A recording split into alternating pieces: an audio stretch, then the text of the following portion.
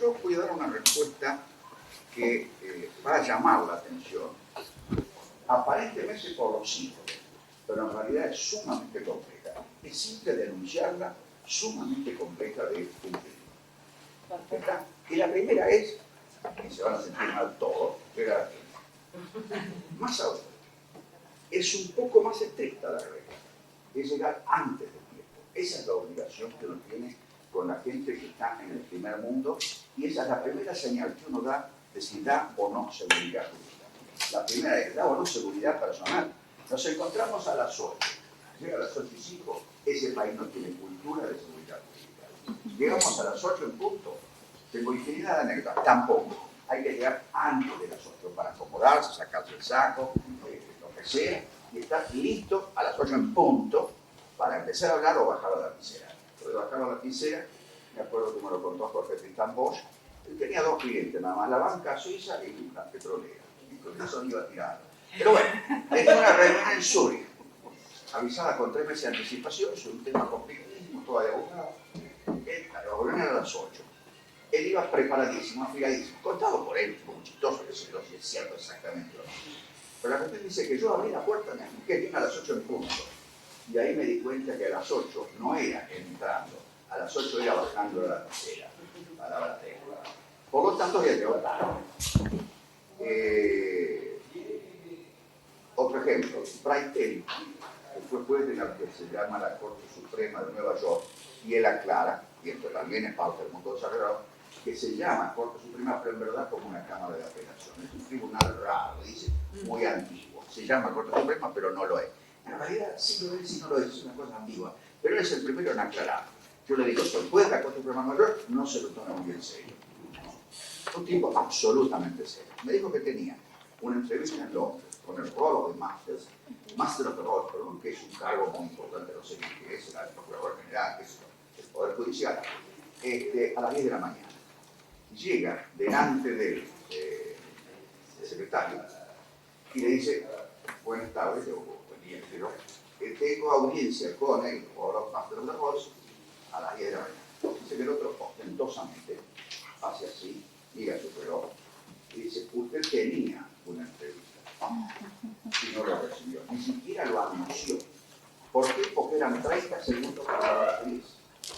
Y Raikel, que hace buena que tomamos anécdotas, tipo de mucho prestigio internacional, tenía doctorados de 3 universidades, de las 2 universidades católicas, para judíos, se ocupaba de destacarlo. Esto no cualquiera lo tiene. Un judío, doctorado profesor honorario de la Universidad Católica. Bueno, les cuento otra.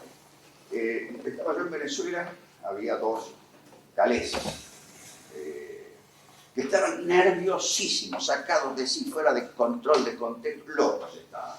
¿Qué pasaba? Los habían citado a las 8 para una cena, ir a cenar, y estaban ellos a las 8 ahí, no había nadie.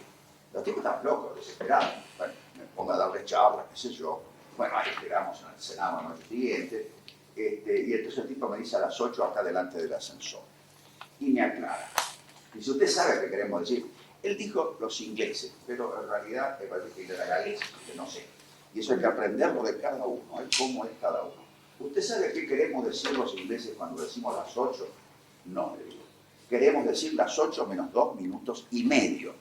Me pareció tan llamativo que francamente estaba menos 10 yo adelante ahí, porque cosa en el reloj bien bajó a las 8 menos 2 minutos y medio salió de la ascensor. O sea, una curiosidad enferma, si ustedes quieren, extrema, pero esa es su personalidad y la de su cultura. Les voy a llenar de anécdotas, se van a cansar de oírme anécdotas, pero para que me crean de que no estoy macaneando. Yo di clase 2 veces en París, en la Sorbona. Yo llegaba a la sala de profesor, di clase a la 1:30, llegaba de la tabla. Llegaban los profesores, yo más temprano, porque tenía más dudas con el tiempo, 1:10, otros llegaban en 15, otros en 20, algunos en 25. Todos hacían un poco como que leían el diario y se saludaban, cada uno en lo suyo, y de pronto se empezaban a ir.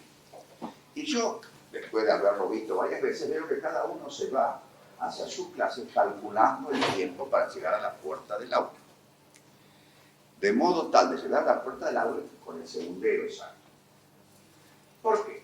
A mí me había dicho, perdón, porque esa es la cultura, ¿no? Pero además a mí el profesor invitado me había dicho 50 minutos de exposición, 8 minutos de pregunta. Yo otra vez le he dicho, bueno, y hacemos esto, 50 minutos de exposición, 8 de preguntas. Pero bueno, pues 50 minutos de exposición, 8 preguntas, como diciendo, le quedó claro, imbécil. Ahora, no me quedó claro, tanto que no entendí. Y la primera clase que di, me quedé la hora entera, 60 minutos. Cuando salí, estaba el profesor delante de la puerta, con una mirada de odio, fulminándome.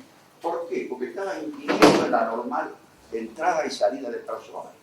Esto me ha pasado. Requiere una habilidad con el segundero, no con el minutero, con el segundero estrepitosa. Digo, una clase de nada. Bueno, o sea que hay que calcular el tiempo para que los alumnos salgan y los alumnos entren.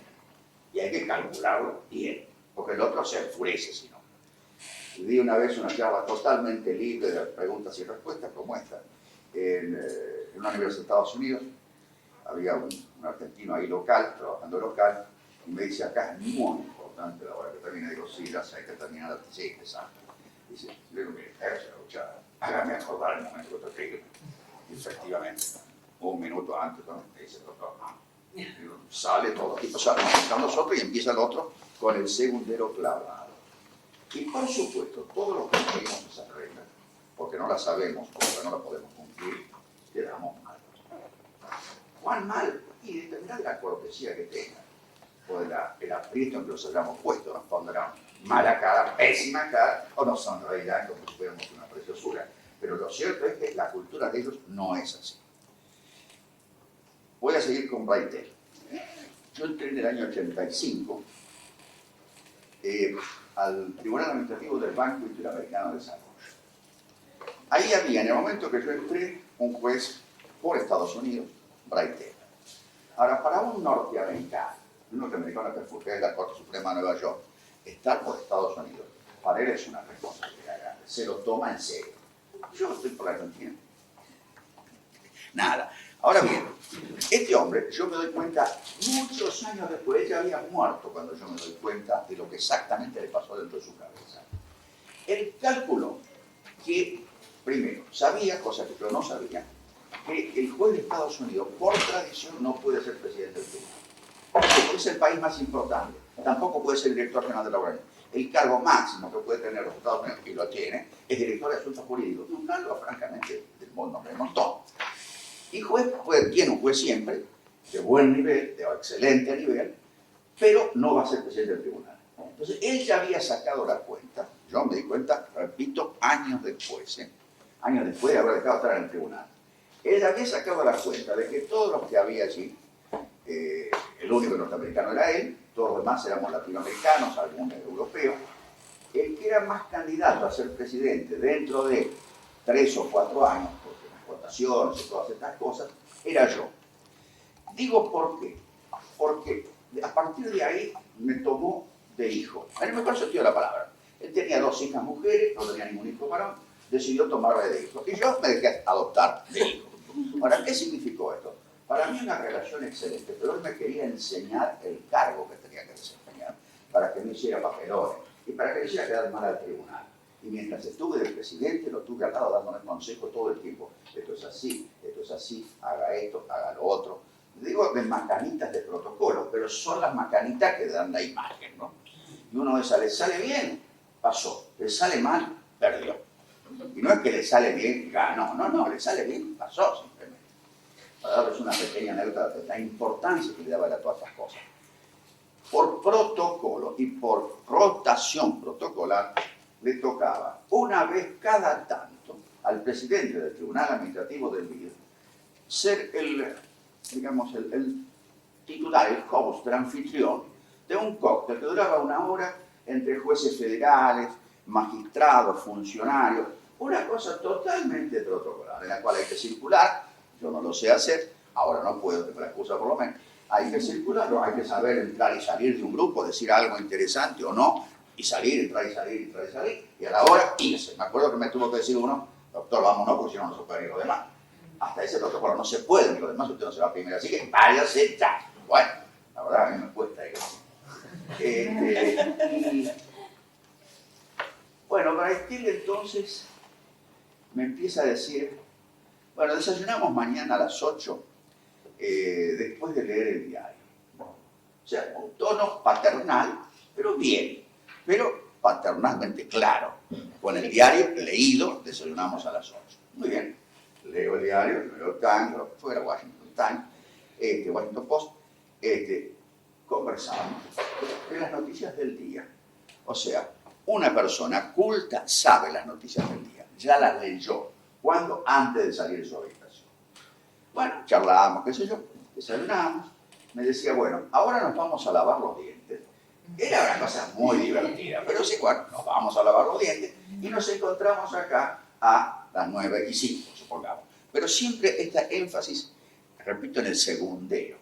Muy bien, a las 9:05, clavado, nos encontramos allí, yo me había cepillado los dientes, e íbamos caminando.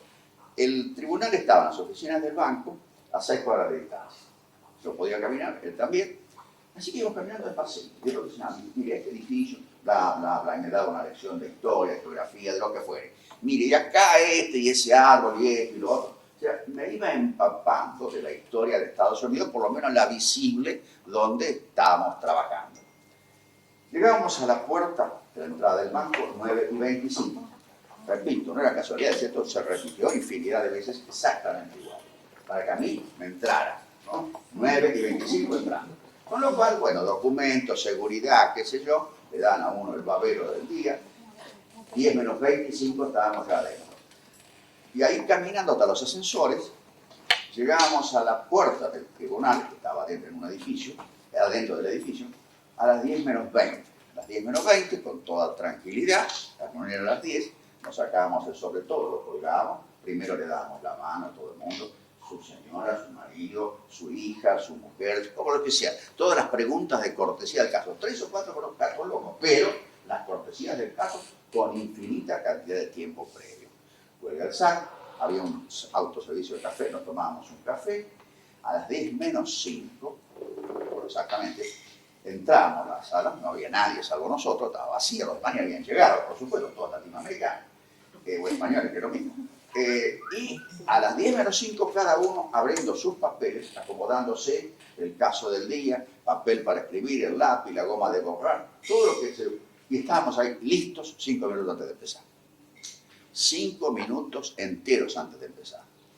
Yo me acuerdo que la vicepresidenta del tribunal, cuya nacionalidad voy a omitir, llegaba 1 hora y media después. Por supuesto que no le nombraron nunca nada, menos presidenta que podría haber sido, pero llegaba 1 hora y media después. Una cosa absolutamente increíble. Pero que en nuestras latitudes, y por ahí, bueno, 5 minutos después, lo mismo no es lo mismo. Le dijeron a las 10, es a las 10. Pero 10:01, no, a las 10. Y si no, no diga a las 10. Y esta sería la primera cosa, cumplir el horario y cumplir lo que uno dice. Esto me lo contó mucha gente de muchos lados.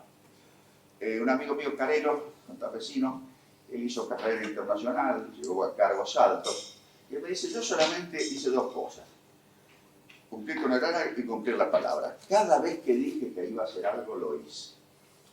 Nunca dejé de cumplir mi palabra. Con lo cual, hice la reputación de ser un tipo confiable. Si yo digo, voy a hacer tal cosa, la hago.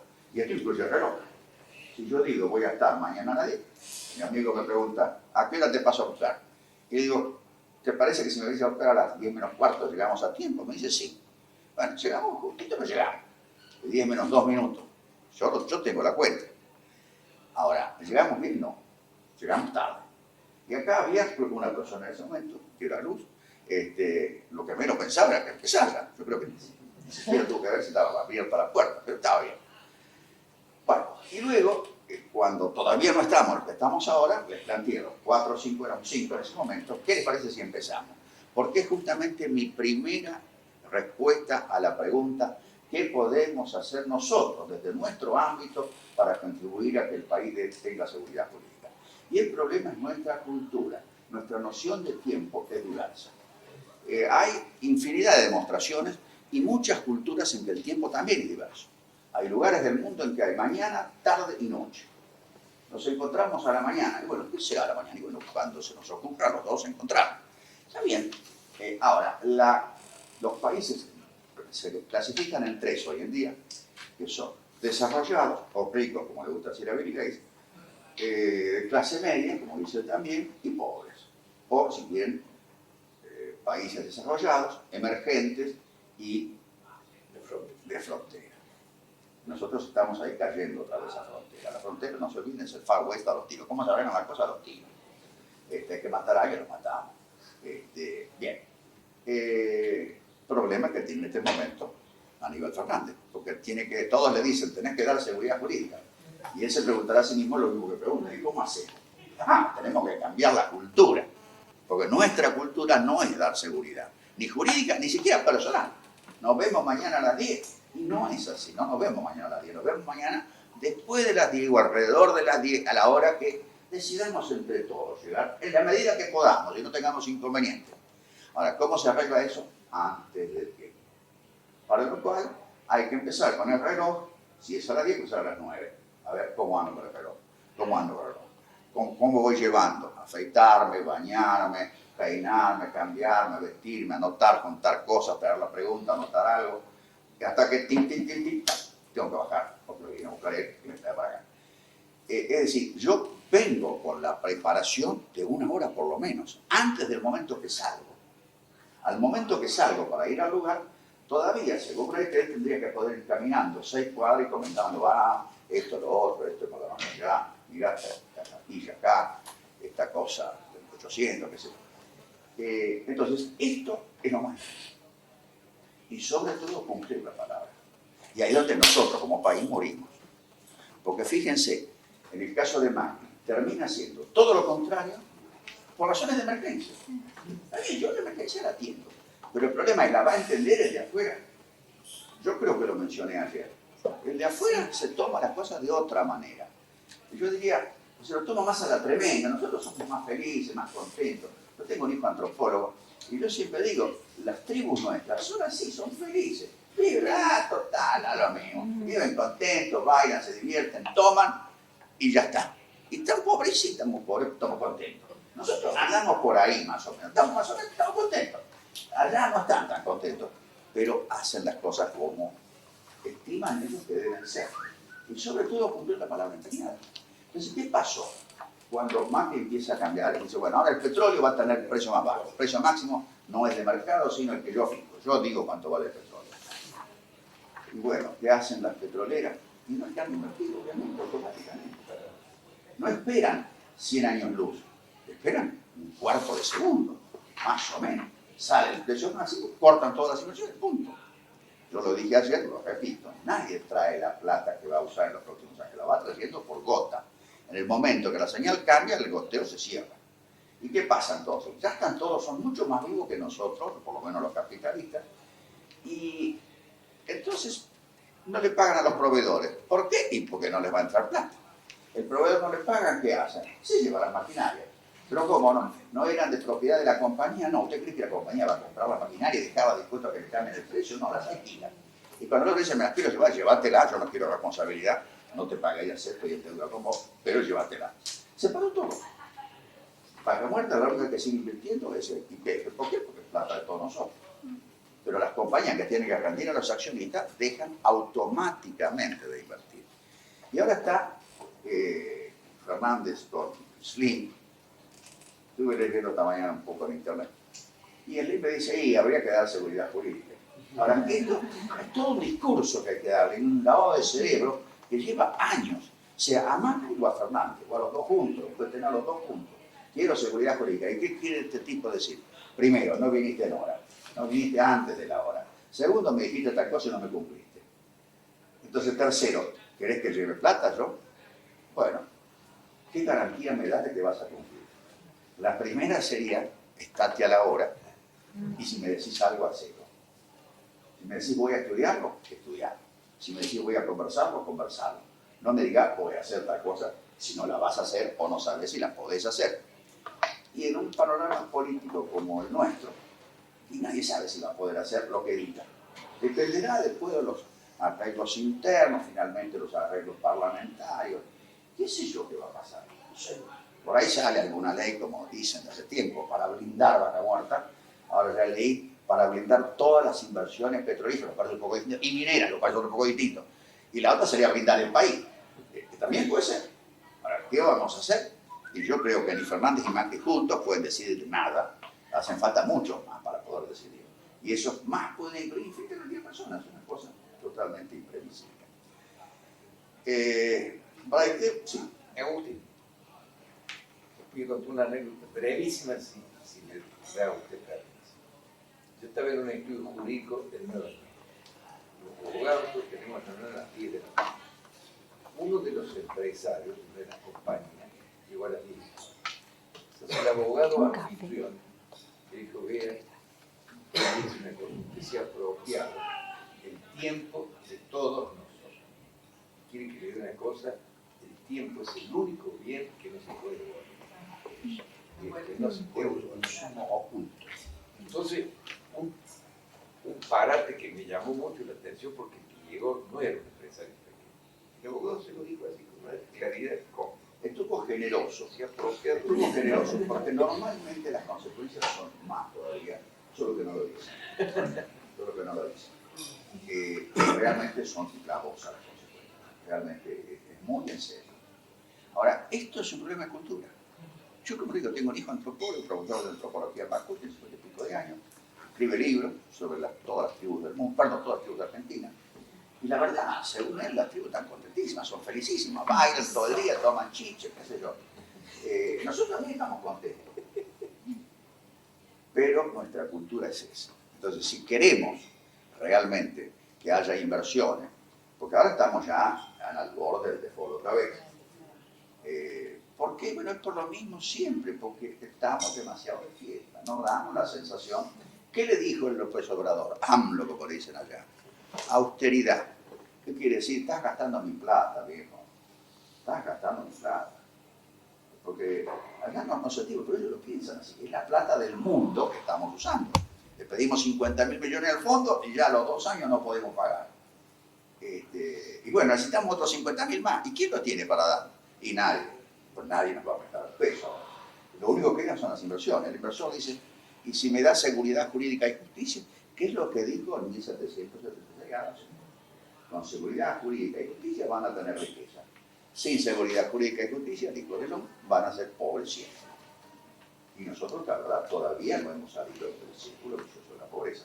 Estamos un poco mejor, siempre un poco mejor. Pero como país, no por nada tenemos un 30-35% de pobreza.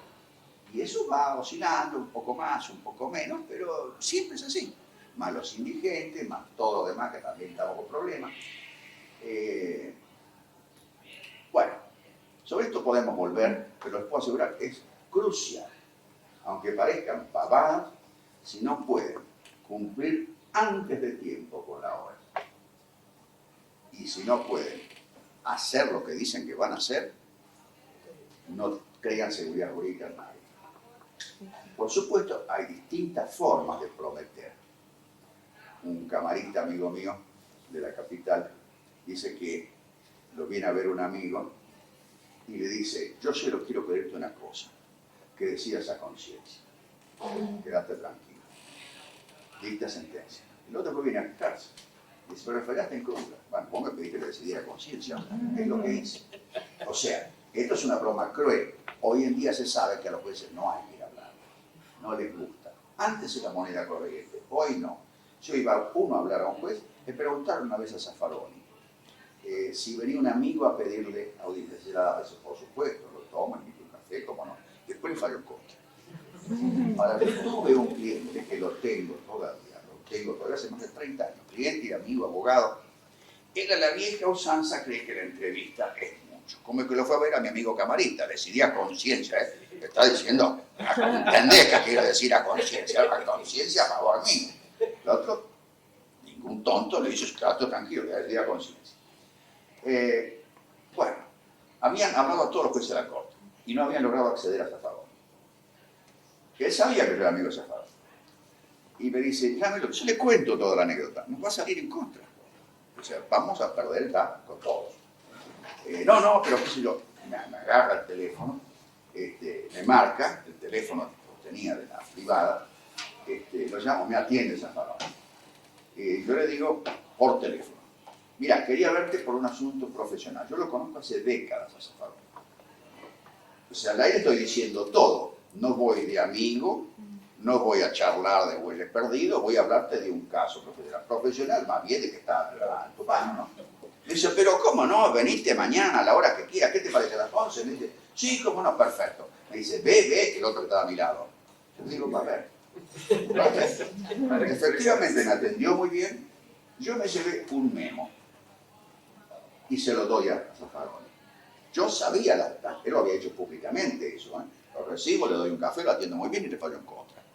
Le doy el memo. Le digo, lo traje escrito porque es una cosa que mucho no entiendo. Yo era apoderado de todas maneras. El tipo dice, yo tampoco. Voy a llamar a uno que sepa. Esto se dice entre amigos. Voy a llamar a uno que sepa. Llama a un tipo.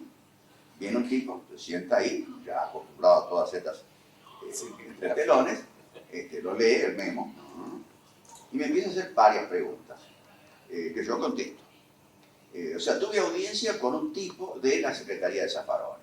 Zaffaroni no me habló del tema una sola vez. De todas maneras me atendió, me dio el café, me hizo por un tipo, me fui, me informé y nos resolvieron en contra. Ahora, yo a Zaffaroni no le puedo decir, che, resolviste a conciencia. Y no, resolví como dije públicamente, que me vine a ver, lo reviento. ¿Está claro? Vénganme a ver lo que quieran. García Lema, procurador del Tesoro, hemos tenido asuntos profesionales juntos, amigotes, intereses juntos, qué sé yo. Una vuelta lo nombran procurador del Tesoro. Llega un expediente importante con la firma mía. Sale. Un día me lo encuentro en cualquier lugar y me dice, Agustín, tomé muy en cuenta que no pediste venir a ver. Como diciendo, tomé a tu favor que no pediste hablar conmigo. Y este es el mundo real. ¿Para qué me hablan de las normas? Por Dios, es el caso particular de las personas. Un tipo habla cuando no debe, paf, para abajo. Llega tarde, paf, para abajo. Promete una cosa y no la hace, paf, para abajo. Va a hablar cuando no debería hablar, paf, para abajo. ¿Qué norma jurídica general? O sea, realmente yo les puedo contar infinidad de anécdotas. Los casos se resuelven por las circunstancias del caso y cómo caen las personas con su comportamiento. Por supuesto, esto es siempre implícito. Vas a resolver a conciencia, ¿no? Sí, quédate tranquilo. A conciencia. No, no es así. Yo les recomendé por escrito en algún lado ver muy en serio. Hay que saber inglés, ¿no? Pero esa es una que ya la conté, ¿no? Tienen que saber inglés, acéptenlo. Es fatídico, pero están muertos si no saben inglés. Bueno, hay 12 deposiciones que prestó en inglés Bill Gates, que lo interrogaron en 1998 por el tema antitrust del juicio contra Microsoft. La verdad que Microsoft mucha razón no tenía. Y Bill Gates hizo lo posible por evadir las respuestas. Tipo muy inteligente, jodido. Entonces el tipo que le preguntaba le decía, mire, el trabajo suyo es contestar las preguntas, el trabajo mío es preguntarles. El trabajo suyo no es preguntarme a mí de mi pregunta. Y el trabajo mío tampoco es decir lo que opino de lo que usted contesta, porque me llevaría días hacerlo. Es la forma de decirle, sos, y ahí pónganle todos los insultos que quieran.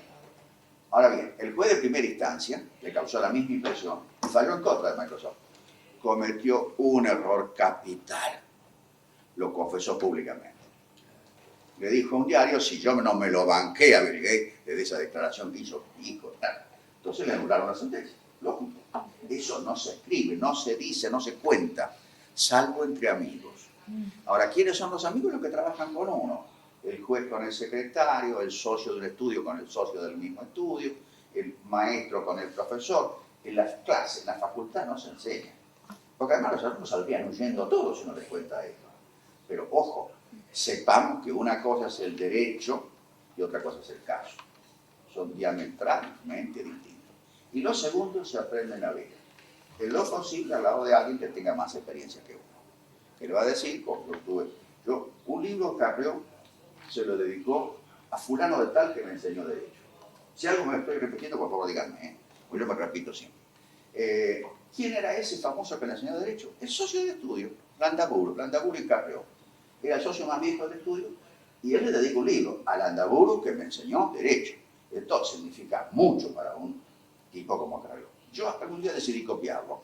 y le dediqué un libro mío a fulano de tal que me enseñó derecho. ¿Quién era fulano de tal? Era, no me acuerdo ahora, que era mi jefe. Y yo le llevaba los proyectos y me decía, no, Gordillo, así no. Me acuerdo que durante 2 años me decía, usted no vio esto, no vio lo otro, no vio acá, del expediente. Y yo me decía, pero ¿cómo puede ser? Soy tan imbécil que no puedo leer bien un expediente. Y siempre me equivocaba. Después de 2 años no me corrigió nunca más. Pero le digo la verdad, después de 2 años de cada caso, me mato estudiando el caso, me mato. Y luego yo hacía alguna cosa razonable, lógica. Y decía, no, Gordillo, así no. Porque veo, las cosas son así, mire, me explicaba,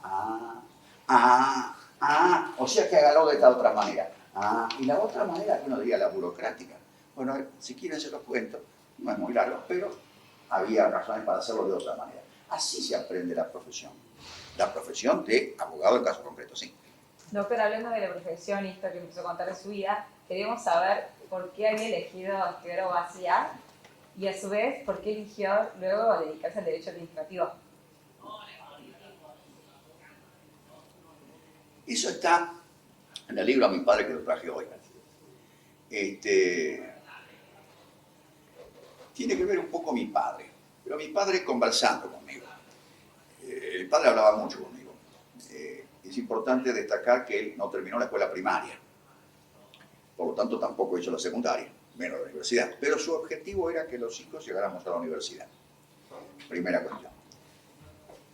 Segunda cuestión, me convenció de que yo quería aprender a leer y escribir antes de ir a la escuela, por lo cual en un pueblo que hoy tiene 2.500 habitantes, me llevó a dar clases particulares, tomar clases particulares con la directora de la escuela, que era la que iba a decidir mi ingreso.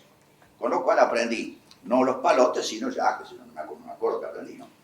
Lo que sí sé es que cuando llego a ingresar a la escuela, la maestra decide, la directora decide que no estoy para primero inferior, sino para primero superior, que era lo que había en aquel entonces. Y bueno, y ahí además estuve siempre un año adelantado. Siempre era el más pequeño de la fila por edad, ¿no? Con lo cual, hice todos los años sin saltear ninguno, pero, salvo en la universidad que me salteé muchos. Pero yo era consciente, lo que me había dicho mi hijo desde chiquito, nene, estudiar, porque si tenés que trabajar te vas a morir de hambre. Y esto me lo metió a sangre y fuego, nene, estudiar, porque si tenés que trabajar te vas a morir de hambre. Ahora, lo de la universidad lo tenía claro, faltaba saber qué en la universidad. Entonces él me decía, pero eran conversaciones como entre amigos, digamos. Dice, y yo me parece que vos tendrías que estar para algo, como fuera esto, lo otro, y entre ellos metía abogacía, ¿no? No es que no era que supiera mucho de las carreras, pero la ponía como una de las cosas. Yo después fui a un instituto de orientación universitaria que tenía la UBA, donde me hicieron durante 3 días, tiempo pasado, no creo que eso exista hoy en día, ¿no? Todo tipo de trabajos prácticos, dibujos, números, proyecciones, cuentas, qué sé yo. Algunos me los acuerdo vívidamente. Me atiende el director, nuevamente altri tempi, ¿no? Me atiende el director y me dice, de acuerdo a sus antecedentes que hemos visto acá, usted es especialmente apto para ciencias exactas. Digo, no, odio las matemáticas, odio. Bueno, también es especialmente apto para la arquitectura. Todo lo que es arquitectura usted está muy dotado. Yo digo, odio la arquitectura. Creo que me apresuré a decirle por las dudas y odio la medicina también. En aquel entonces la odiaba. Hoy en día la verdad que me gusta. Pero bueno, entonces finalmente dice, ¿usted qué quiere estudiar? Y yo estoy dudando entre tal cosa y tal cosa. Una de ellas era derecho. Me dice, mire, estudie cualquiera, no va a tener problema ninguna. Y francamente me pareció que era la que me permitiría más pronto ganarme la vida. Ahora, yo tuve, y ahí es una aclaración importante, tuve el consejo allá yo estaba en Avellaneda aquel entonces, teníamos un bar, y había, yo creo que yo llamaría un abogado típico de San Isidro, con chaleco, traje, no chaleco, corbata por supuesto, y un tono de voz así medio, no sé cómo lo tiene Macri, pero así, ¿no? ¿Querés un consejo? Pido, me digo, porque me iban estudiando, ¿no? Digo, sí, cómo no, doctor. Mira, me dice, la facultad no te sirve para nada. Más aún, lo que aprendas te hace daño. Y tendrías que olvidarte lo más pronto posible de todo lo que te enseñan, porque si no, no vas a ser abogado nunca. Vos tenés que recibirte lo antes posible, aprendiendo lo menos posible, sabiendo que después tenés que trabajar y estudiar siempre. Y vas a tener que estudiar cada caso mucho. Ahí vas a aprender derecho trabajando, no en la facultad estudiando. Eso te hace mal, me dicen. Yo te doy un consejo. Salteate las pares o las impares de las bolillas del programa. O estudiar hasta la mitad. Bueno, yo no hice ninguna de las dos cosas, pero la bolilla 15 nunca la estudié. Y bueno, me recibí sin pena ni gloria, pero me recibí en 2 años y 8 meses. Y al mismo tiempo, ¿pero por qué? Porque no estaba estudiando Derecho, estaba probando materias. Son dos cosas completamente diferentes. Yo tuve en claro, esto es veneno para mí. Tengo que tragarlo como la cicuta y tratar de no morirme nada más, ¿no? Y sobre todo no acordarme. Y gracias a Dios no me acuerdo de nada. Todo lo que sé lo aprendí después. Para mí, de gracia, me acuerdo de alguna cosa de la facultad. Eso todavía me hace daño. ¿Por qué? Porque la facultad enseña otra cosa. Enseñan lo que los libros dicen, lo que las leyes dicen, lo que las constituciones dicen, lo que el derecho se dice que es. Pero para trabajar, eso por supuesto que hay que saberlo. Pero uno lo estudia en cada ocasión. Si el derecho es distinto siempre. A mí me traen un caso grande de cualquier país del mundo, y por supuesto que tengo que ir al derecho. De la Argentina también tengo que ir al derecho. De una provincia tengo que ir al derecho. De lo que sea tengo que ir al derecho. Pero primero tengo que dominar absolutamente bien los hechos y las pruebas. Por ahí tengo que empezar. Y eso la facultad no me lo enseña. Ni me lo practica ni nada. Yo en mi tiempo de profesor a veces lo intentaba hacer. Era un horror, no se podía. Ni enseñar con casos, ni enseñar con la práctica. ¿Por qué? Nuevamente la seguridad. El alumno de Derecho quiere seguridad. ¿Cómo quiere seguridad? Repítame esto. Ah, muy bien. Ta, ta, ta, ta, bla, bla, bla, bla, bla. Muy bien, 10, chao. Eso es seguridad jurídica. Piensen en este problema a ver cómo lo resuelve. Pero esa es la profesión. La profesión es tomar un problema y no morirse de espanto. ¿Sí? Bien. Se me está muriendo el tipo esta vez, por lo corto. Si uno no logra tener frialdad para ver el caso, no sirve. Punto, no sirve. ¿Y eso cómo lo aprende? En la vida, trabajando. O sea, tomar un caso con tranquilidad, con comodidad, sin estrés. Mi mujer a veces dice, bueno, no te calentás nunca, porque mi mujer se viene al mundo bajo, de esto, lo otro, yo, imperfecto. ¿Por qué? Porque a un cliente que venga, yo le digo, usted sabe, mi hija hasta ahora, este tipo sale huyendo, tipo. No, yo quiero un tipo que esté con la cabeza limpia y fresca para el problema que le llevo. Si tuviera que agregar algo, además de cumplir el horario y cumplir con la palabra, debería conocer al otro. Uno tiene que estar siempre tratando de entender al otro. Porque si uno no entiende al otro, también perdió. Al cliente hay que entenderlo. A mí me ha pasado más de una vez. Viene un compañero de la secundaria, que no lo había visto nunca, con una consulta absolutamente disparatada. Un disparate tenía en la cabeza. Y yo le explico por qué es el disparate. Y pues yo, bueno, realmente, va a ser así. Te agradezco el consejo. Digo, pero ¿por qué viniste con esta pregunta? Y me dice, no, yo le había preguntado a mucha gente. Todos me dijeron lo mismo que vos. Y dice, pero vos me convenciste. ¿Por qué? Porque quizás lo había entendido mejor a él. ¿Por qué él estaba planteando un disparate? Logré entenderlo a él y logré entonces convencerlo de que el disparate que todo el mundo le había dicho que él proponía, realmente era un disparate. Me ha pasado muchas veces a un cliente que, no digo que se va satisfecho porque a veces es una amarga píldora, decirle, mirá, fuiste, ¿no? Pero bueno, por lo menos se va habiendo entendido la resolución del problema, fuiste. Como saben, cuando salen los médicos, cada circunstancia, bueno, mire, tocaron un piso, se murió, bueno, pasa. ¿Y el derecho administrativo? El derecho administrativo, yo siempre fui muy ambicioso. Cuando entré a la facultad, yo tenía resuelto ser profesor titular, pero no sabía de qué materia. Entonces, mientras iba avanzando con las materias que por supuesto trataba de no estudiar, dije primero Derecho Político, fue lo que más me gustó. Entonces, Derecho Político sí leí un poco más, pero no para el examen. Primero aprobé la materia, después seguí leyendo. Después dije finanzas. Llegué a escribir un libro de finanzas. Teoría general de las finanzas municipales, que se perdió. No existe más, no sé qué fue, qué escribí ahí. Seguramente nada que valga la pena. Y la última materia, se ve que me gustaban los públicos, la última materia de la carrera fue administrativo. Si hubiera hecho alguna cosa después, capaz que hubiera sido otra cosa. Fue la última de la carrera de los públicos, digamos, ¿no? Y ahí me quedé. O sea que de pura casualidad. Pero digamos que me gustaba más lo público que lo privado. Doctor, ¿cómo le va? Usted ayer, bueno, nos introdujo, por lo menos a mí, en el tema de Bill Gates, yo lo desconocía completamente. Entonces, La pregunta, la interrumpo un segundito. Mi entretenimiento preferido el día de hoy, y no es una cosa de toda la vida, empecé con esto antes de Ushuaia. El día antes de Ushuaia enganché Bill Gates, desde entonces no escucho otra cosa que Bill Gates. En inglés. Sin la versión en castellano va, porque hay muchas más en inglés de las que hay con traducción. Ojo primero, ¿no? Él usa este sistema, preguntas y respuestas, diálogo. Si le piden que habla. Es un tipo que se ha reinventado muchas veces en la vida. En este momento se dedica a hacer lo que estoy haciendo yo ahora. O sea, contando todos los versos que él sabe.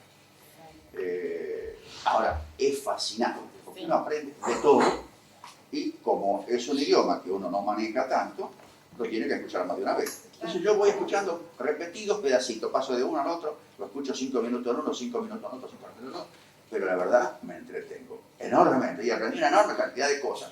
Claro, soy fanático de Bill Gates, se mira, no sé, pero por ahora es mi entretenimiento favorito. sí, ahora yo también soy fanática de Bill Gates, que no lo conocía, nunca me había llamado la atención.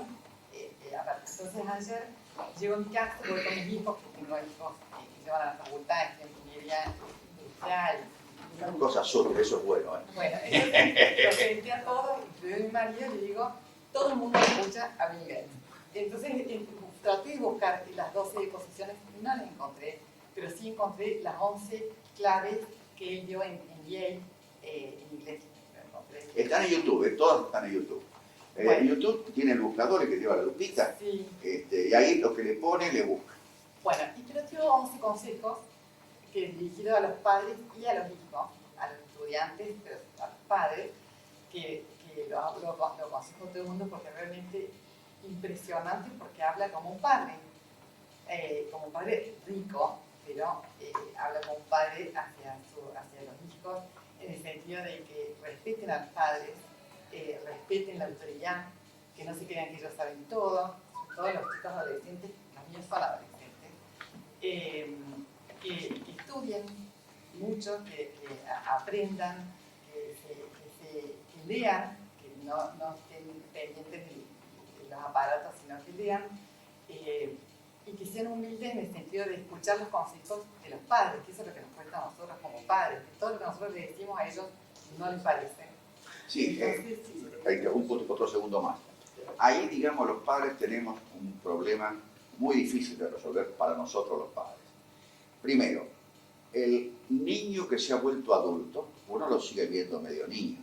claro, Como me decía mi mamá, es muy difícil darle consejos a un adulto que no los pide, que es el ex niño, ¿no? claro. Y a su vez el niño o ex niño, necesita independizarse, necesita apartarse para ser persona, necesita cortar los lazos, no con la madre nunca, pero con el padre por lo menos. La rebeldía es eso.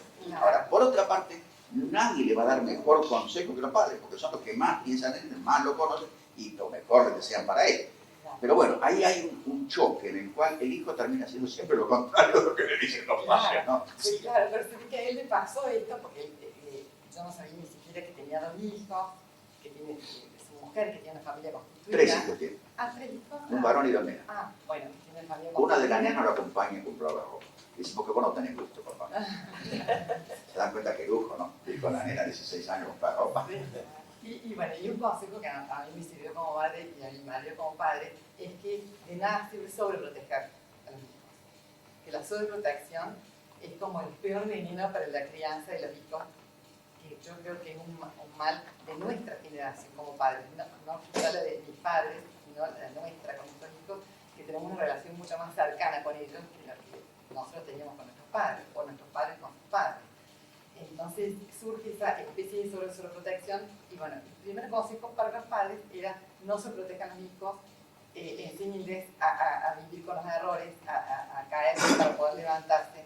Y la verdad que eso lo quería decir, le agradezco este consejo que recibí ayer porque me introduje en este Bill Gates que yo no conocía para nada y que realmente, con la trayectoria que tuvo,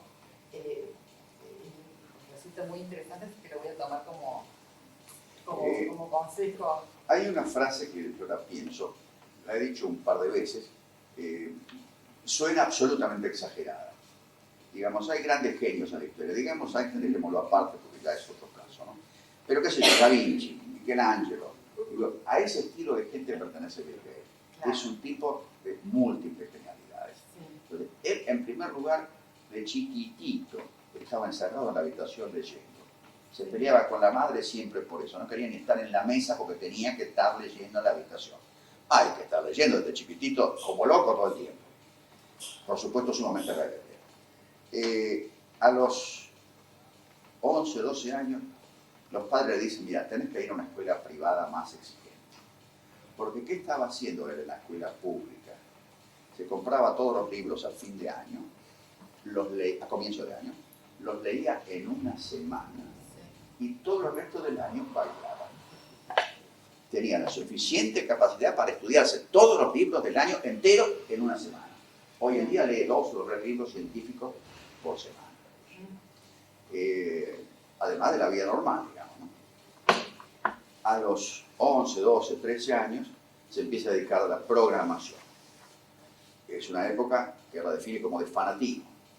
De noche, fin de semana, vacaciones, nada existe. Todo el tiempo, fanático. Perdón, por eso dice, no se burlen de los nerds. Una de las claves es no burlarse de los nerds. Sí, son, como diría mi papá, estudiar, nene. Bueno, claro. Entonces ahí él empieza a fundarse Microsoft como programador. Bueno, después se hace rico, qué sé yo, ya estaba bastante plata, porque la plata que puso Microsoft la ganó él como programador, ojo, más un milloncito que le dejó el abuelo. O sea, él siempre tiene algunos pesitos de reserva. Bueno, el juicio contra Microsoft para mí lo sacudió, porque por esa época más o menos empezó a dejar Microsoft y se fue haciendo más de la fundación. En la fundación anduvo un tiempo, una parte muy genial de su vida, hasta que finalmente, el nombre le había puesto siempre Bill y Melinda Gates, finalmente ponen co-chair y ahora la maneja ella. No quiere decir que no haga nada, pero bueno, no es su gran preocupación. Entonces, ¿qué hace? Él había hecho una gran serie de inversiones, un tipo de mucha plata, algunas las he oído a través del tiempo. Son plata que tiene puesta en alguna empresa, pues paga sueldo, puso plata, para ver si esta idea da o no para hacer más plata. Entre ellas puso $400 millones, que no es poca plata, en una empresa llamada Terra Power o algo así, ¿no? Que la puso invitó a suscribir acciones a otros tipos, llegó a $1.000 millones, de los cuales 400 los puso él.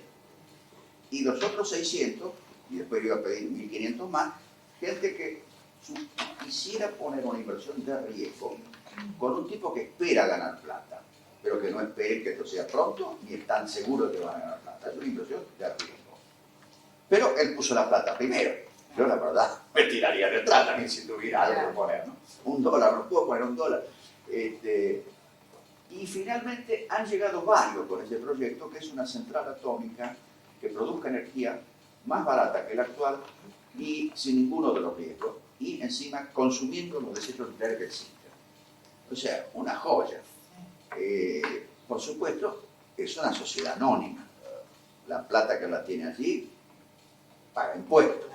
Dice, eso lo aclara. Ojo, acá tiene que pagar impuestos. Dice, la plata que yo saque no va para mí, va para la fundación, pero previo a pagar impuestos.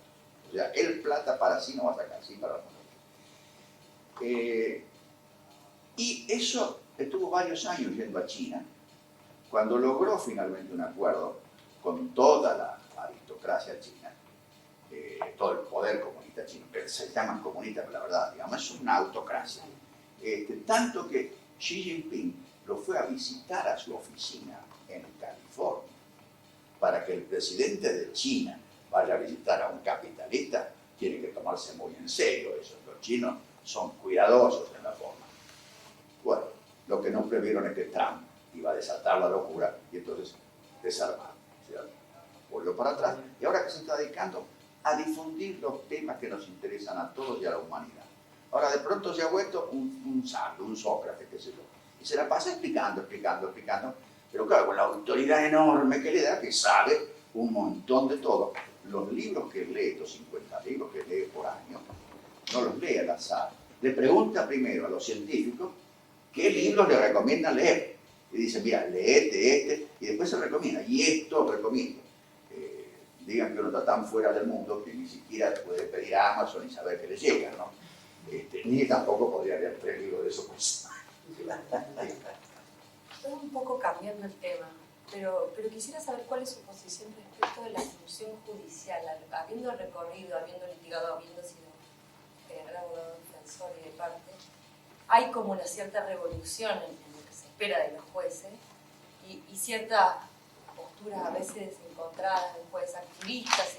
Yo creo que un gran problema es que los que no han tenido experiencia judicial no saben lo que es la justicia. Yo tuve la enorme suerte de empezar a aprender derecho como meritorio en un tribunal civil.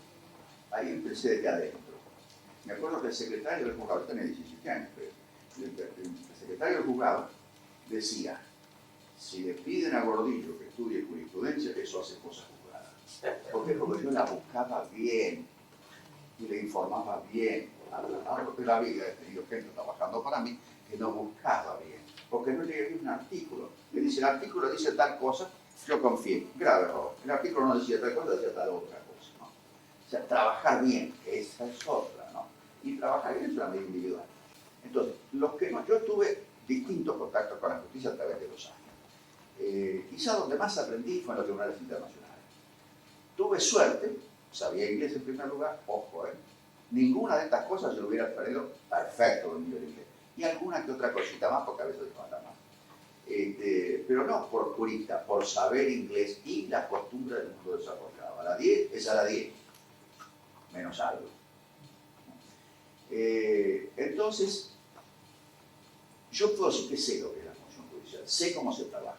Y sé lo que es trabajar con gente de distintas nacionalidades, todos ellos. Yo he trabajado con los 2 juristas mejores de Estados Unidos, he trabajado con 2 de los mejores suizos, he trabajado con gente de altísimo nivel. No resuelve el problema. Uy, qué abrumado que habrá estado con la ciencia. No, con la prueba. Pero se rompió la pierna o el tobillo. Esa era una discusión. Otro juez ponía la pierna, digo, no, es el tobillo. Al final el fallo salió a la pierna. Y yo la verdad ahí renuncié, acá no puedo trabajar. Si alguien le da lo mismo el tobillo que la pierna, no sirve, el fallo no sirve, ¿no? Y esa era la discusión. La discusión no eran los principios, por Dios. En ningún tribunal nadie discute de derecho. Se discute de los hechos, la prueba y la mejor solución. Por eso yo he dado recomendaciones para los que sepan inglés y sepan y sean abogados. No se pierdan, está en YouTube, Harvard University. Hay muchas cosas, pero entre ellas hay una, creo que lo dije ayer, cómo decidir bien. Esta es una cosa para ver. El murder case, me parece. The Moral Side of Murder, ¿no? Esa es la primera clase. Y la verdad, ahí hablan de derecho penal, causalidad, imputabilidad. Por favor, eso vendrá para el final. El primero es el juicio ético. ¿Qué hay que hacer? ¿Hizo bien o hizo mal? ¿El que hizo esto o que hizo esto? Ese es el verdadero problema en la justicia. Siempre, en cualquier materia. Todo lo demás vendrá después. O, y esto es lo más probable, aunque nadie lo confiese, se le da por escribirlo. Fulanito, cuando escribí esto, la solución es esta por escribir. O si no, en los tribunales en que estuve, la división de trabajo era distinta. Pero básicamente era que los empleados del tribunal, los funcionarios del tribunal, escribían todo el relato del expediente. Muy bien hecho. Cada juez tenía que leerlo y decir si lo aprobaba o no. Lo cual, ojo, no es decir, sí, dale, no. Porque si alguien prestaba conformidad y otro decía, acá está mal, el que prestó conformidad quedaba mal. Que sus padres, salían 3, eran 4, pero quedaba mal. ¿Por qué? No lo había visto. O sea que es un examen fuerte ese. Y después, bueno, o hay un proyecto hecho por otro, que uno tiene que revisar. Generalmente es así, o hay un proyecto que hizo uno o un proyecto que hizo otro. El proyecto sí está escrito por el juez, digamos, pero es uno de los jueces. Y los otros discuten y ven si se ponen de acuerdo. Pueden estar de acuerdo, pero tener alguna matiz que se ponen de acuerdo en cambiarlo. Y luego depende la tónica de cada tribunal.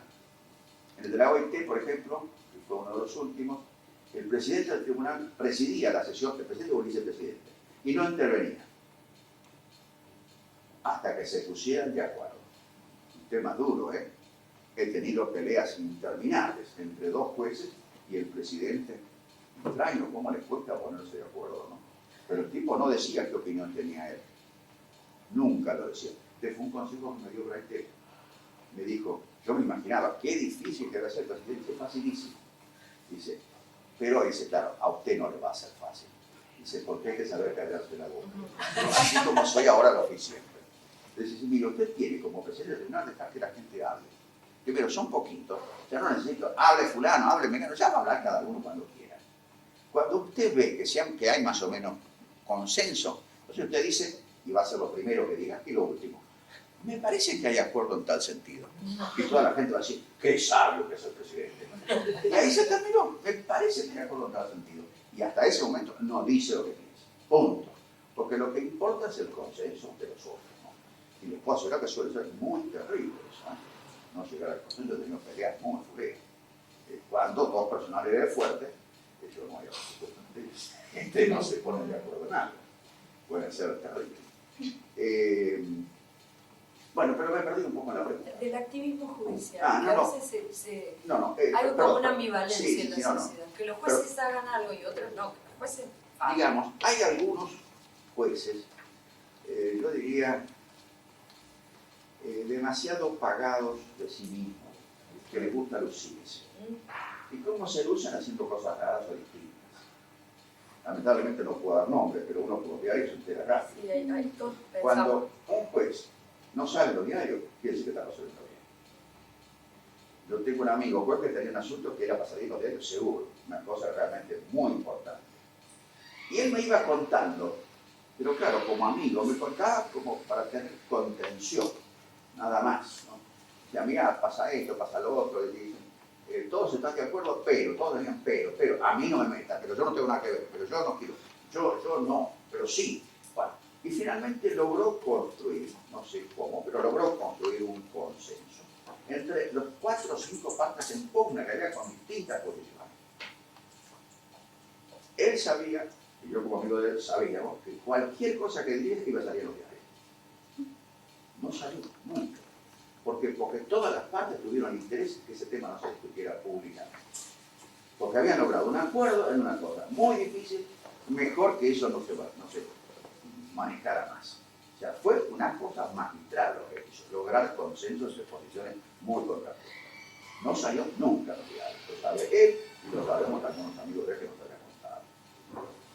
Cuando después sale en los diarios, es mala noticia. Hace poco un amigo, que ahora está jubilado como juez, pero fue un excelente juez siempre, él estaba, como siempre, en una parte, en una jornada o en algo, y estaba muy violento, pero como persona privada, digamos, ¿no? Contra justamente el activismo judicial. ¿Cómo los jueces se van a meter a resolver esto y lo otro y lo más allá? Yo sabía a qué se refería, porque habíamos tenido un ejemplo reciente. Y yo le digo, mira, está el poder legislativo, que en teoría debería decidir todo, está el poder ejecutivo, que está la trinchera, pero que son 20 tipos peleándose, hasta que por ahí uno manda, baja la bandera de algún sentido. Y los jueces, ¿qué ventaja tienen? Están más tranquilos, discuten a puertas cerradas hasta que se ponen de acuerdo. Yo alguna vez he citado William Wade, la murió en inglés, el tipo tuvo muchos tribunales, o fue juez siempre. Él dice, nadie discute más en el mundo que los jueces no quieren. Porque es cierto, se discute hasta la talla, y se discute de verdad. O sea, se dicen las verdades de apoyo, no se habla de la teoría general, de fulano, de mengano. Por Dios, ningún tribunal en serio habla de eso. hablan de las verdaderas cosas que nos llevan a seguir de un lado u otro y se pelean a matarse. Se pelean a matarse. Uno ve la mayoría automática de México o la mayoría automática de política, las peleas que debe haber adentro, infinitas, no tengo ninguna duda porque las he visto y las he vivido en todos lados. Entonces yo le decía que a mí, en ninguno de los tres poderes hay la reflexión y la discusión que en el Poder Judicial. Digo, es el que tiene más chance de no equivocarse tanto. Por supuesto, como actividad humana se puede equivocar. Ahora, nuevamente, las razones que se han discutido internamente no son las que daban fallo. En el fallo se discute otra cosa. Y la discusión es verdadera. Pero en el fallo de discusión, ¿pero cómo? ¿Fue la pierna o fue el tobillo que se rompió? No, eso se pelea adentro. Y se gana de destruir adentro y nadie sale afuera con ese tema porque queda todo mal, la verdad. Pero como no puede discutir una pierna de un tobillo. Y la verdad, sí, a veces no. Entonces, en el tema que a él lo molestaba tanto, que se metiera el Poder Judicial como se metió, en un tema que era de competencia de los dos poderes y que lo insultaron bastante, pero hizo una cosa reflexionada. O sea, el activismo no es el activismo del líder ejecutivo, es el activismo de un grupo de gente. Por eso yo diría el activismo es de los jueces individuales o de los jueces colegiados. Los jueces colegiados no son activistas, son gente que reflexiona, discute, piensa y decide bien o mal. El tiempo lo dirá, el tiempo lo dirá. Porque decidir una cosa que después no se cumple no es decidir bien. Entonces hay que decidir algo que se puede hacer. Decidir que a los jubilados hay que pagarles y no hace falta ir a la escuela para saber eso, ¿no? Ahora bien, ¿se puede pagarles? Y si no se puede pagarle, la Corte se va a cajar, dando fallos, diciendo que hay que pagarle y no le van a pagar porque no está la plata. Y Macri, mal aconsejado evidentemente los políticos, pone que le van a pagar 10% encima de la inflación. Y ya no está la plata. Y ahora, ¿quién va a poner la cara para decir, no, tampoco le vamos a pagar lo que dijimos hace 2 años que le íbamos a pagar? Y con ley del Congreso y todo. Ahora, ¿quién en el Congreso levanta la mano para decir, me opongo a que se aumente a los jubilados más que la inflación? Nadie. Como se vota sentado, pues luego se sienta y aprieta el botoncito y ya está. Pero después no se va a poder cumplir. Sí. Dígame, ¿qué visión tiene usted del papel que vienen jugando los DNU en todo el proceso, digamos, de camino político? Yo creo que el DNU, si uno lo mira a la Constitución, no se puede usar casi nunca. Y en todo caso tiene un plazo de 30 días y si no cae. Ahora, la dinámica política ha hecho que en distintos gobiernos se dicte el DNU y que el Congreso haya buscado formas de darles un poco más de vida que la que debieran tener. Y esta costumbre que empezó mal va empeorando. Que ahora se sacan DNU sobre los temas impositivos, todas las constituciones dicen que no, también de eso. Y después ven cómo se las arreglan en el Congreso para irlo pateando, que pase un poco el tiempo y ven qué hacen después. O sea, yo no haría reglas generales, pero decía por de pronto, que como está funcionando no es como está la Constitución. Pero la necesidad política hace que los hagan. Y bueno, y así ¿No han la vida. avanzado demasiado buscando ser una función legislativa? Pero le estoy diciendo de entrada, no está en la Constitución lo que están haciendo. Es inconstitucional, lisa y llanamente debieran caer solo tras 30 días. Y no se debiera dictar sobre la Constitución prohíbe, pero bueno, este es el país que tenemos. Seguridad jurídica, no tenemos seguridad jurídica. ¿La ley se puede derogar? Sí se puede derogar. ¿Por qué? Por el Poder Ejecutivo. ¿Cómo? Por un DNU. Y después habrá que ver cómo somos argentinos, conversaremos, veremos. Ahora, con respecto a lo que usted decía, con respecto a una falta de previsión, ejecución y planificación, somos un país de improvisaciones. Y por eso es que al haber improvisaciones permanentes, se violenta permanentemente la seguridad pública. Digamos, planificación, yo creí en algún momento, no creo más, ¿no? Pero sí creo que podemos reaccionar ante el momento, pero no podemos contradecirnos. Eso está desde el derecho romano. Nadie se puede contradecir válidamente. Entonces, si no hay un cambio de circunstancias que realmente justifique, no puedo decir hoy negro y mañana blanco. Y la seguridad política es eso justamente. Por lo tanto, antes de tomar una decisión hay que pensarla bien. Lo decía Fernando VI, creo, que antes de tomar una decisión, pensarla. Y luego de pensarla. Y luego de tomada, mantenerla. Por eso nunca hay que hacer recursos de reconsideración. El tipo que decidió algo lo mantiene. Salvo que sea un tarado, en cuyo caso saca otra vez. Agustín, disculpa, como funcionario de la universidad y de esta facultad, me gustaría conocer su opinión sobre cuáles son las principales o las mejores facultades de Derecho del mundo, o el método que podemos hacer nosotros para cambiar y adecuarnos un poco a este paradigma nuevo de no tanto teoría, no tanto principios legales, sino formar abogados que sepan o conozcan cuál va a ser la realidad que les va a tocar gestionar cuando egresen. Harvard, ninguna duda. Y Harvard para un Bill Gates no sirve. Ojo, ¿no? Bill Gates abandonó la universidad. Perdón, ¿no fue egresado de Harvard? ¿Cómo? Bill Gates No, no. le dieron un doctorado honoris causa, pero no. No, él Dan abandonó. título de gloria. Incluso Harvard, que tiene un sistema libérrimo de estudio, pero muy exigente, hay que inscribirse para ciertas materias. Él se inscribió para matemáticas, porque sabía que lo tenía que hacer, pero al mismo tiempo él sabía matemáticas. Por lo tanto, no fue a ninguna clase de matemáticas. Y todos lo estaban esperando, ahora para que el examen. Acá no podía rendir examen, en Harvard podía. Está por ahí el examen de una paginita y una de fórmulas. Parece que lo que las fórmulas dicen, para quienes entiendan matemáticas, las matemáticas también se equivocan. Dicho en fórmulas. Por supuesto sacó la nota más alta de todo el Estado. Y los desafíos después de 2 o 3 veces hasta que el tipo dijo basta, ¿no?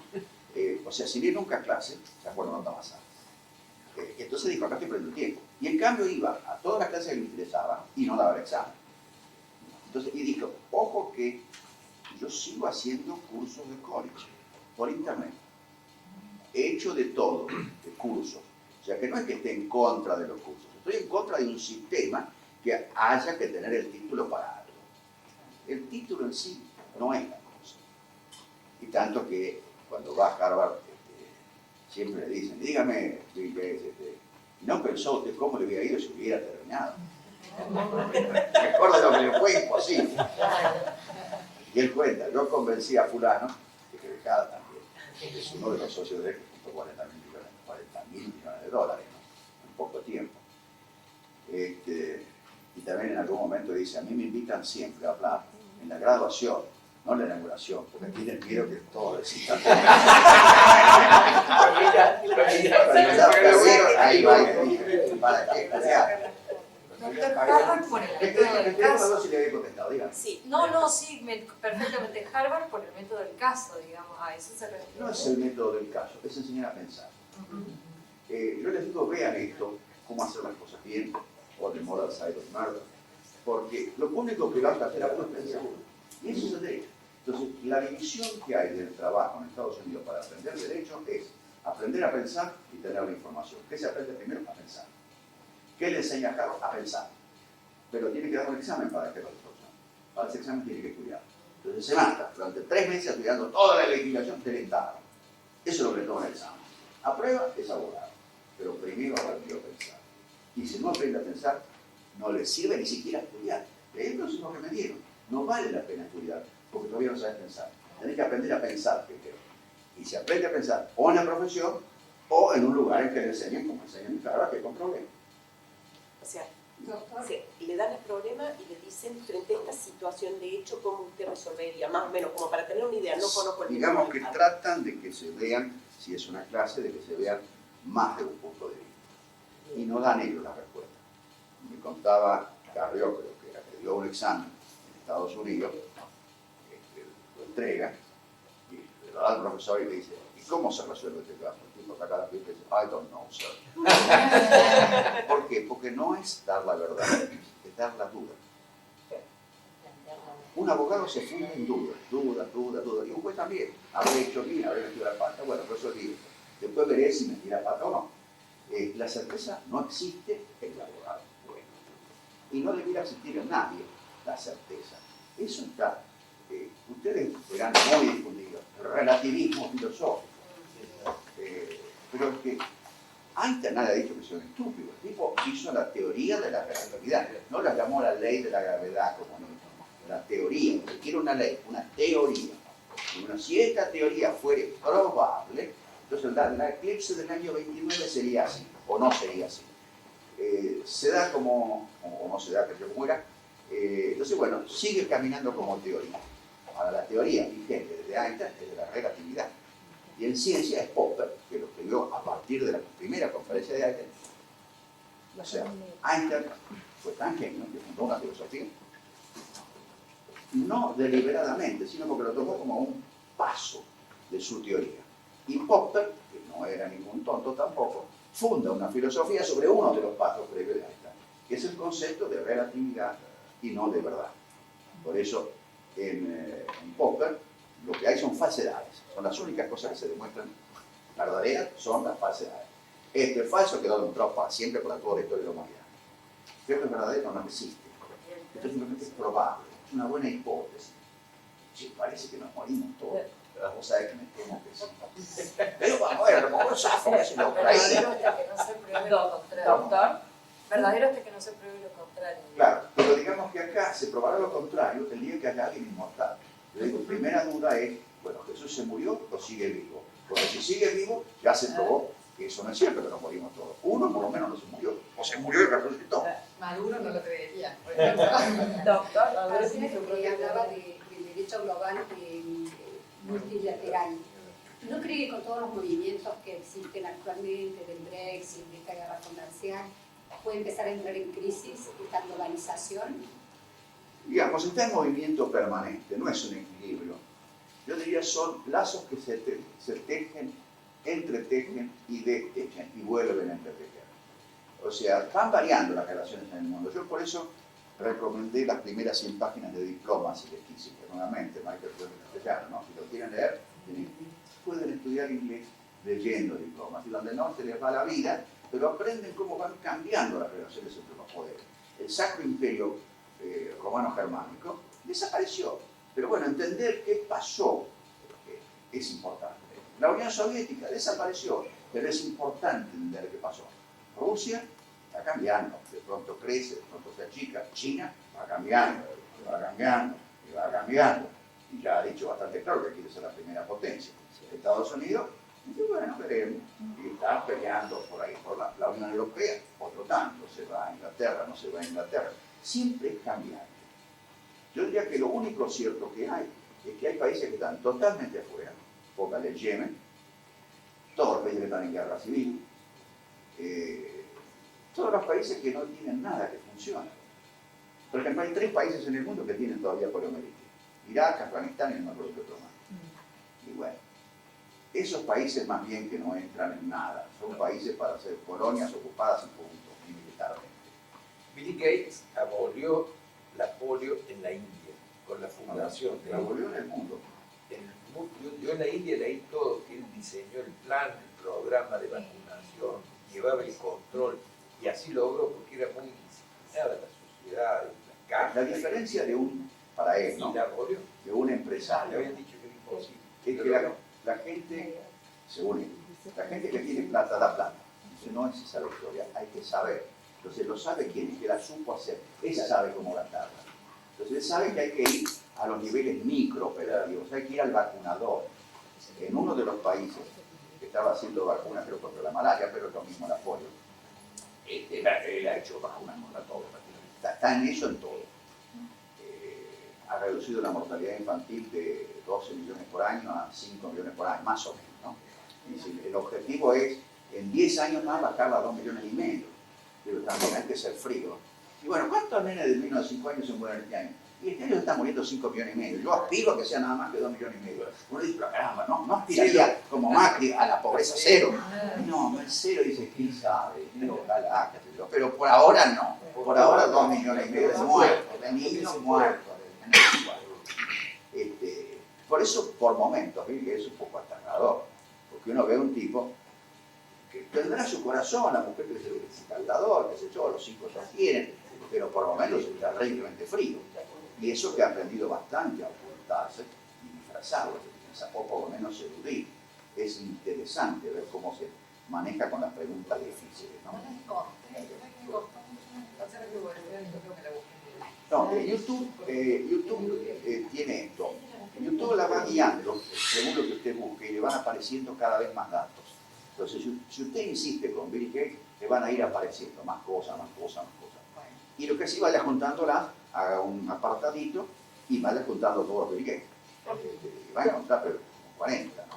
Doctor. Sí. Perdón, no sé si me quedó algo pendiente. No, está bien.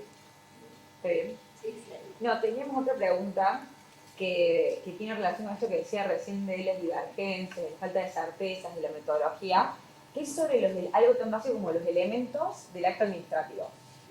Los diferentes autores que hay en derecho administrativo enumeran cada uno diferentes elementos de actos administrativos. Y, por ejemplo, bueno, partiendo de la voluntad, por ejemplo, que algunos dicen que es un elemento del acto administrativo, otros dicen que es un presupuesto de validez, otros siguen el criterio de la ley 19.549 del artículo 7. Usted, en lo que es metodología, por un lado, recomienda seguir el criterio del artículo 7, y por otro, bueno, sabemos, usted, o sea, cuáles son los elementos que usted considera como elementos de acto administrativo.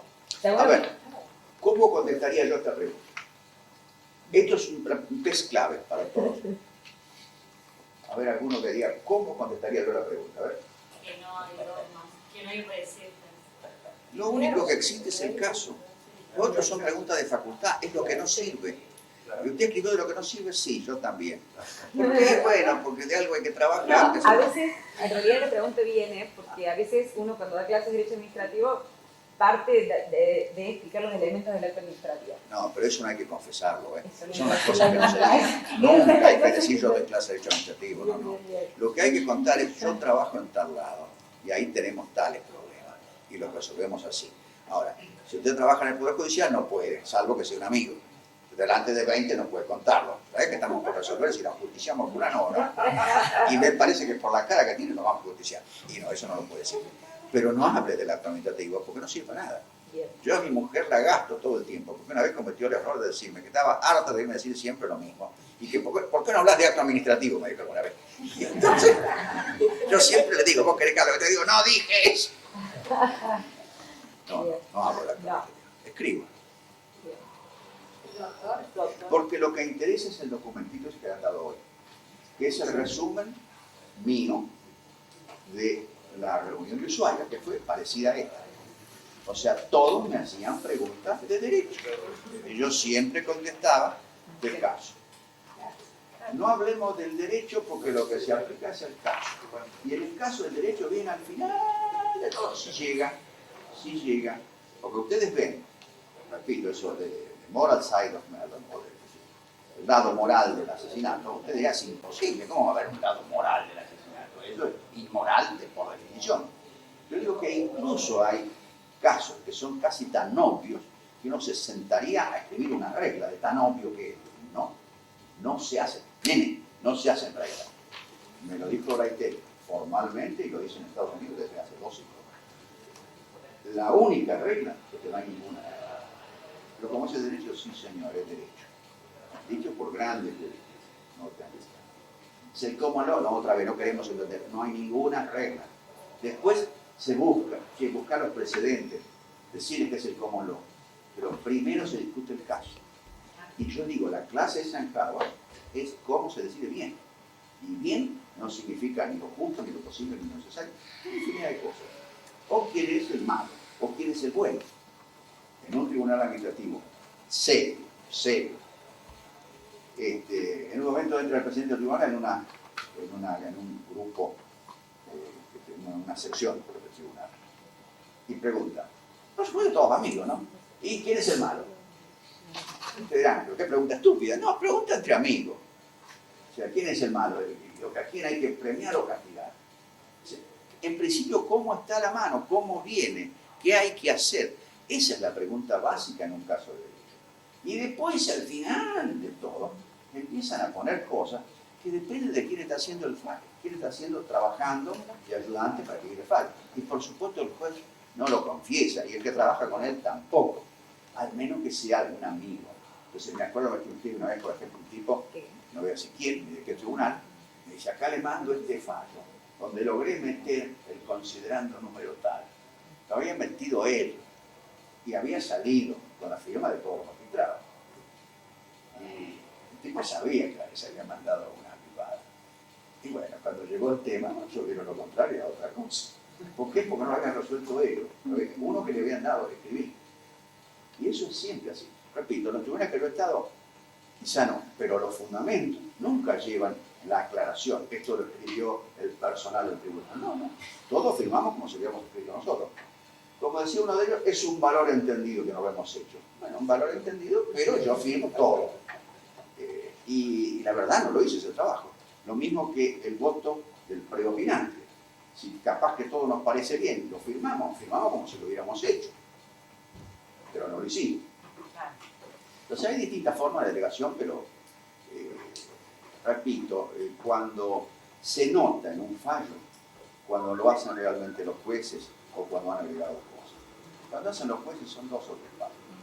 Porque no da para más o menos como es la cosa.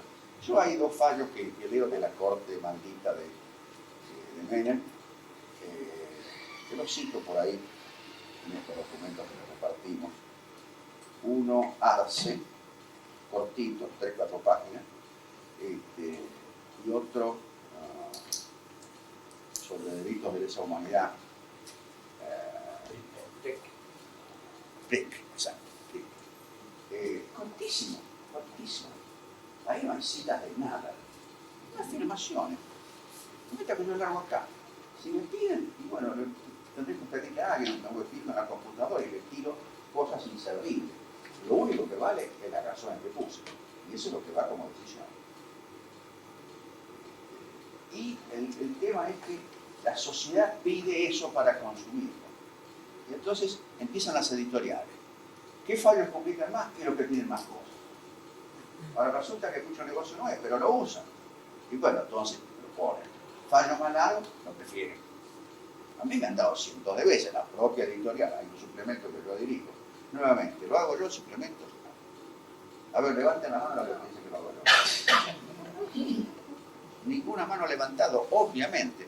Ejerzo una supervisión larga, digamos, muy larga. La gente que está actualmente trabaja mucho. Se acaba de publicar un artículo que a mí me pareció horrendo. Horrendo. Dogmático, totalmente dogmático, hablando de la verdad y encima citándome a mí. O sea, citándome mal. Bueno, a la persona esa le escribo. Nuevamente, mi mujer es experta en relaciones públicas, todo el día me pega de que tengo que mentir, decir las cosas con mentiras piadosas. Entonces yo ejerzo un poco, le digo, ¿te gusta? ¿Sí? Bueno, aflojarle esto, ponerle decir y más besitos, qué sé yo. Entonces le hablo de la serenata, el violín, de todo lo bueno y lo lindo que hay en el mundo, porque no le quiero decir directamente qué porquería que publicaste. Entonces lo voy llevando, de a poco vamos cambiando. El tiempo no se dio cuenta todavía que metió la pata, ¿no? Entonces lo voy llevando de a poco hasta que finalmente me acerque un poco ese tipo de cosas interesantes. No le interesa, este es mi dilema principal, no le interesa a los abogados que ejercen la profesión y para ello es. El suplemento no es para profesores de la facultad ni para docentes de la facultad, es para gente que paga el suplemento. Porque si no la editorial no sobrevive. Y los que pagan el suplemento son los que pagan el suplemento. ¿Quiénes pagan el suplemento? Los que ejercen la profesión o el Poder Judicial. Los profesores de la facultad no se bancan el suplemento de la ley, más aún están suscritos. Entonces no es para ellos. Entonces hablar de la verdad y para el profesor de la facultad no es para el tipo que trabaja en derecho.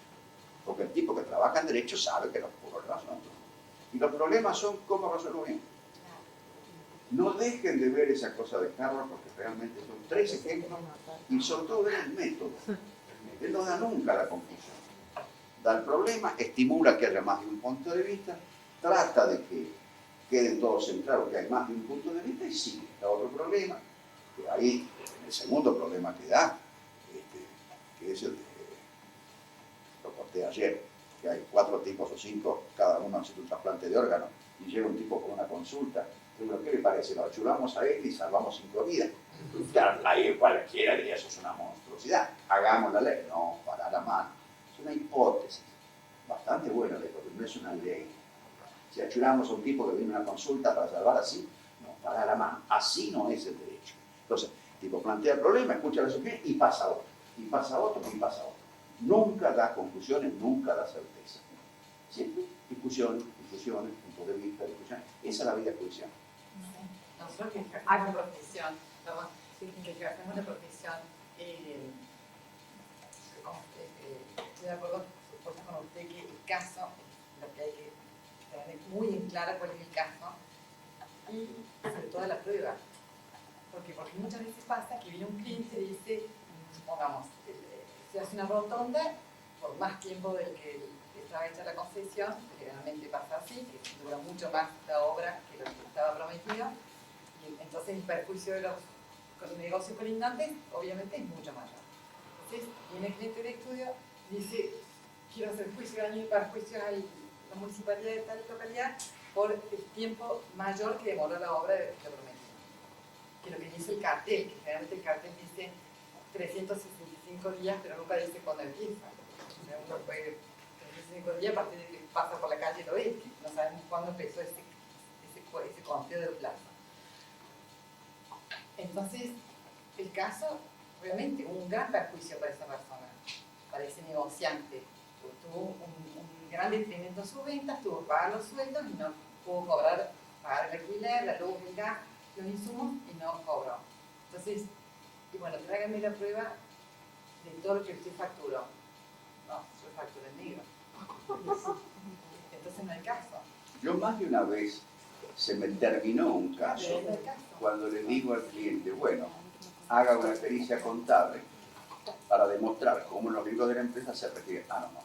Entonces no se puede. Si no se lo banca una pericia contable de su propio libro, y no. Y ahí se acabó el caso. Y ahí se acabó el caso. Yo me acuerdo de otro caso de daños y perjuicios.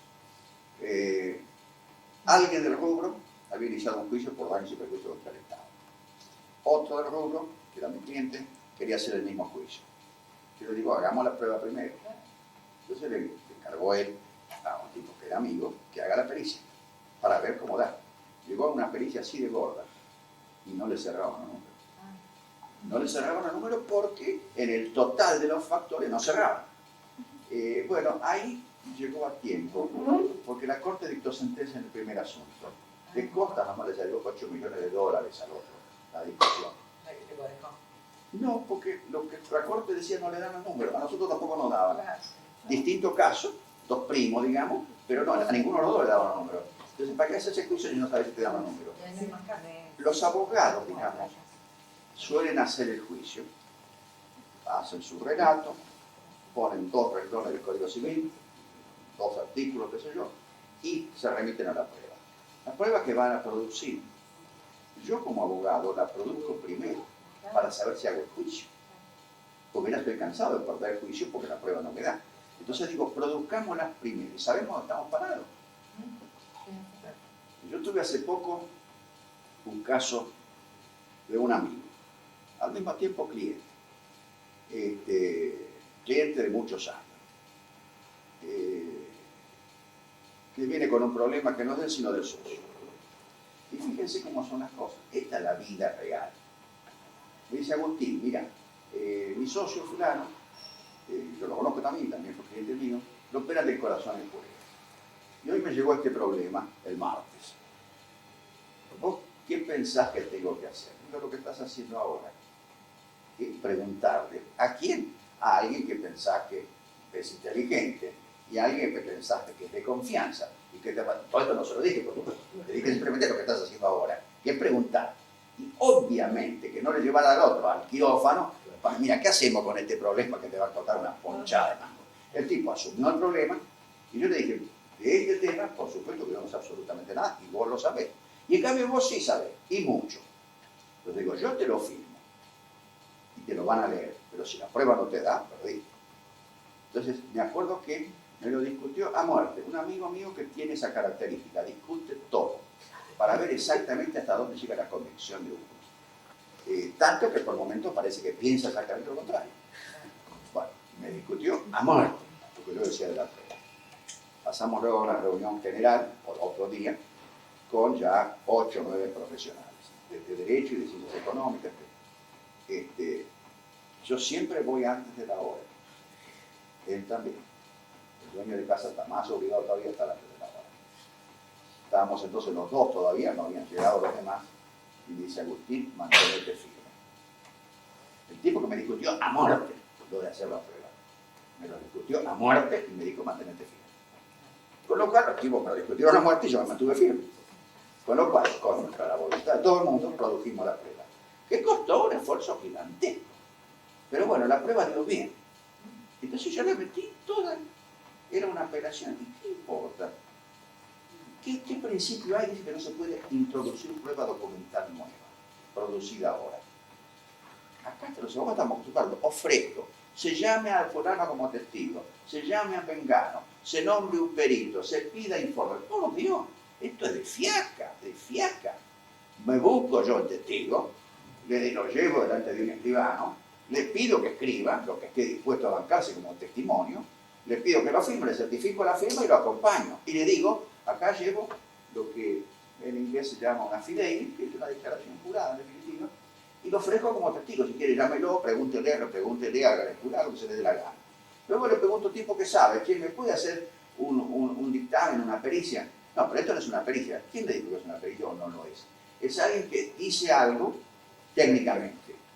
¿Está dispuesto a firmarlo? Yo le pongo pericia arriba, usted no se preocupe. Yo ofrezco la pericia producida por mí de fulano. Llámelo, haga pericia, nombre otro perito, haga lo que se le dé la gana. Yo acá le entrego esto. Y así, voy a otra repartición. Mire, ¿me puede informar esto? Por supuesto me cuesta trabajo, no es que me lo informan gratuitamente. Mucho más cómodo que le llegue un oficio judicial y lo contesta. Pero si voy yo, además puedo lograr una mejor respuesta. Entonces yo voy consiguiendo los papeles de todos lados. Son del exterior, cuestan plata, pues se consiguen del exterior. Y mientras la gente se pone, se le ocurren nuevas informaciones. Por ejemplo, en este asunto apareció un informe de dos bancos internacionales grandes, la banca suiza, no sé cuál, y la banca Morgan, que son dos gigantes realmente, informando de un conglomerado ante la Bolsa de Comercio de Nueva York. Ahora, allá, como dice en la primera página, las declaraciones a una autoridad administrativa suponen falso testimonio si uno miente. Y eso lo dicen, firman los dos tipos sabiendo que incurro en falso testimonio si miento. 800 páginas. La banca suiza y la Morgan tienen plata para pagar. Y estos van a tener que ir presos. O sea que tratan de no meter la pata. Informan de un conglomerado de operaciones. Y dentro de ello aparece 3/4 de página referido a la situación que a mi cliente le dudaba. Le decía: no, esto ¿quién se lo va a creer? Mire, parece que la Bolsa de Comercio de Nueva York sí se lo va a creer porque se lo dijeron en inglés y acá se lo pongo también en castellano. Bueno, para mí quedó demostrado. Parece muy raro, pero se jugaron la banca Morgan y la banca suiza, se jugaron de que esto es así. Y pusieron las firmas sabiendo que van presos sin miento. Bueno, eso surge haciendo la prueba. De pronto ya encontré uno. Y si uno ofrece, no va a poner lo que no sabe que existe. Lo encuentra recién cuando produce la prueba. Por lo tanto, yo diría que ni siquiera primero los hechos, primero la prueba. La prueba primero. No, entonces me quedé pensando, un elemento que usted introdujo ayer en su discurso fue la buena fe. ¿No? Habló de la buena fe. Yo creo que cuando usted está hablando acá de una apreciación personal, ¿no? Hay dos grandes empresas, una banca, otra una empresa, están llevando una cantidad de información, de buena fe, una cantidad de información a un tribunal, porque de buena fe piensa cada uno que tiene razón. Es decir, creo que en parte, cuando estamos, si yo sé que lo que firmo me lleva al falso testimonio, si firmo mintiendo, quiere decir que de buena fe de alguna manera pienso que esta información que junté y esta información que junté es lo que creo, no estamos de acuerdo, lo someto a la decisión de un tribunal para que decida lo que no podemos ponernos de acuerdo, ¿no? Así un poco lo veo, ¿no? Sí, sí. Yo me acuerdo una vez a un juez amigo, le digo: mira, te juro que esto es así. Me dice: no, Agustín, vos me podés mentir. La determinación me toca a mí, de resolver si mentís o no. Pero usted fue de buena fe, a lo que quiero decir. No, ¿En principio? no. No sé. Yo fui Pero haciendo mi debería trabajo. ser, pero si usted tiene que firmar, en el caso que usted puso de Por ejemplo, supuesto, usted tiene que firmar trato diciendo de que mi que prestigio fuera- no se dañe porque después no voy a tener más clientes. Si que se queda evidente que tanto diciendo pavada por todos lados, pues me quedo sin clientes. Nadie más viene a verme. Y en el Y otro hay caso, muchos tipos muy conocidos que pierden juicio a patadas. ¿Por qué? Porque les fallan en los hechos. ujú, Empiezan por la doctrina y chao, murieron. Porque me agarran por la prueba. Acá tenemos otra pregunta puntual. A ver, Doctor, acá en Córdoba, digamos, desde los estudios de litigantes, creo que usted tiene muchos fanáticos porque más de una vez tenemos justamente en sus obras el fundamento de aquello que nos ilumina o en todo caso nos orienta para plantear las demandas, ¿verdad? Bueno, justamente estudiando un temita, veíamos, gracias, en el marco del contrato de obra pública, obras suyas de hace mucho tiempo, en donde contra algunas otras posturas de la doctrina, usted sostenía que en el caso de certificados de redeterminación, que no tienen fijada la fecha de vencimiento en el propio certificado, y frente a la falta de ninguna norma en el pliego, ni tampoco en la norma, en el decreto, en ese momento era un decreto de redeterminación nacional, usted entendía que la mora era automática. mire, vamos a ver. Entro al campo que no quiero entrar. Porque es siempre la doctrina. No, claro, pregunta pagina es eso. Mire, primero que yo nunca escribí sobre redeterminación, porque dejé de escribir antes. Cuando se termina la variación de costos, se terminó el trabajo profesional, porque lo arreglan por plata. Yo tuve mucho trabajo de obra pública cuando no se arreglaba todo por plata. Cuando se empezó a arreglar todo por plata, y ahí están todos confesos y nos cuadernos en todos lados, no vinieron más a mi estudio, nunca. A mí me desaparecieron los clientes. Me desaparecieron los clientes de obra pública y me desaparecieron los casos de variación de costos. Nunca me llegó un caso de redeterminación de precios. Por lo tanto, nunca escribí, porque yo escribo en base a la experiencia que voy adquiriendo. Nunca escribí redeterminación de precios.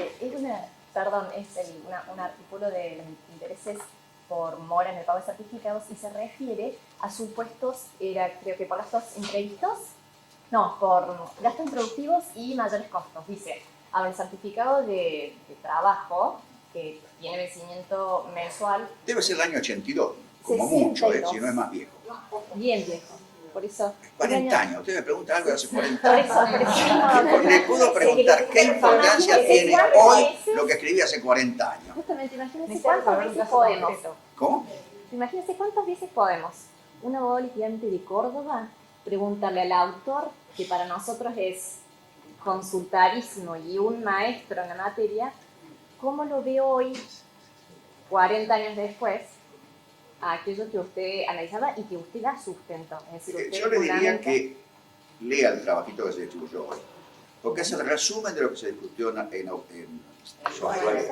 Y es que el derecho es nada, es cero. Lo que importa son los hechos.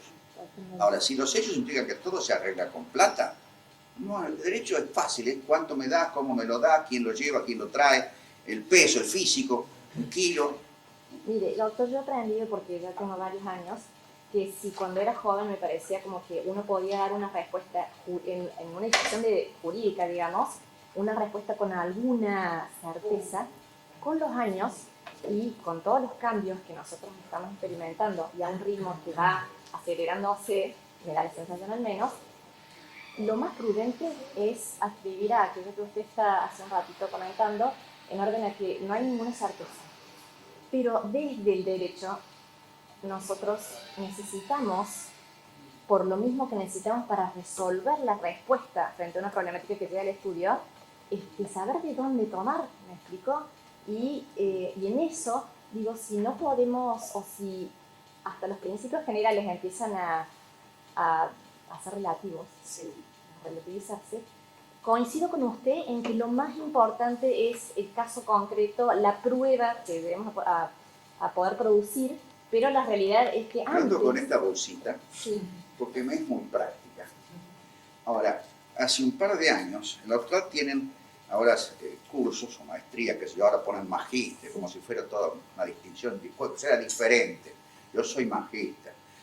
Bueno, me viene una persona y dice, tengo ahora 5 exámenes para el final. Y acá hay alguien que lo ha hecho eso. Ahora bien, querías cuál era la regla para resolver los casos. Digo, no existe, no hay ninguna regla para resolver casos. Tiene que hacer uno, lo vemos, y ahí aprendió uno. Después hacemos otro, después hacemos otro, y después hacemos... Es la única manera de aprender. No hay una regla para resolver casos. Y si busca por los libros, busca mal. Tiene que buscar por la prueba. Claro. Y no hay vuelta, es así. La profesión no existe sino así, a través de la prueba. Porque a través de la prueba usted lo gana o lo pierde el juicio. Y si lo pierde, por la prueba lo perdió. No le sirve de nada lo que haya leído. No es que no haya que leer, hay que leer. Hay que publicar, hay que escribir, hay que investigar. Todo de acuerdo.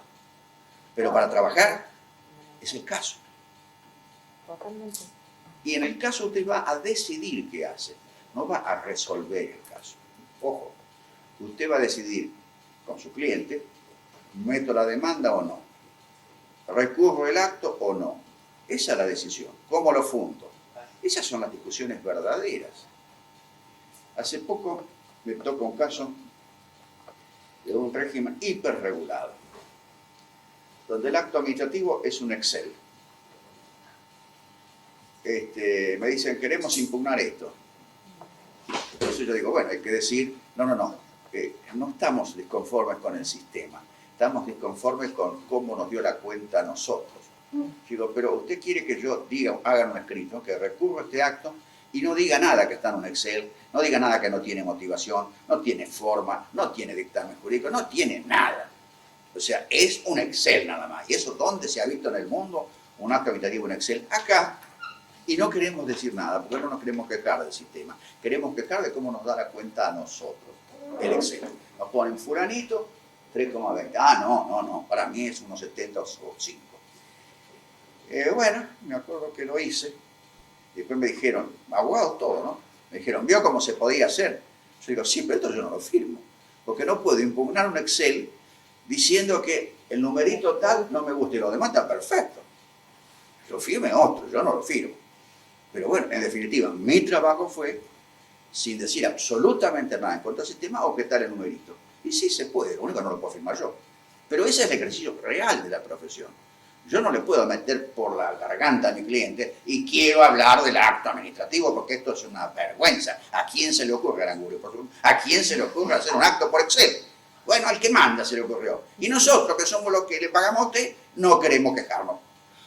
Queremos el numerito, decir que ese numerito no me gusta. Bueno, también esa es la vida real.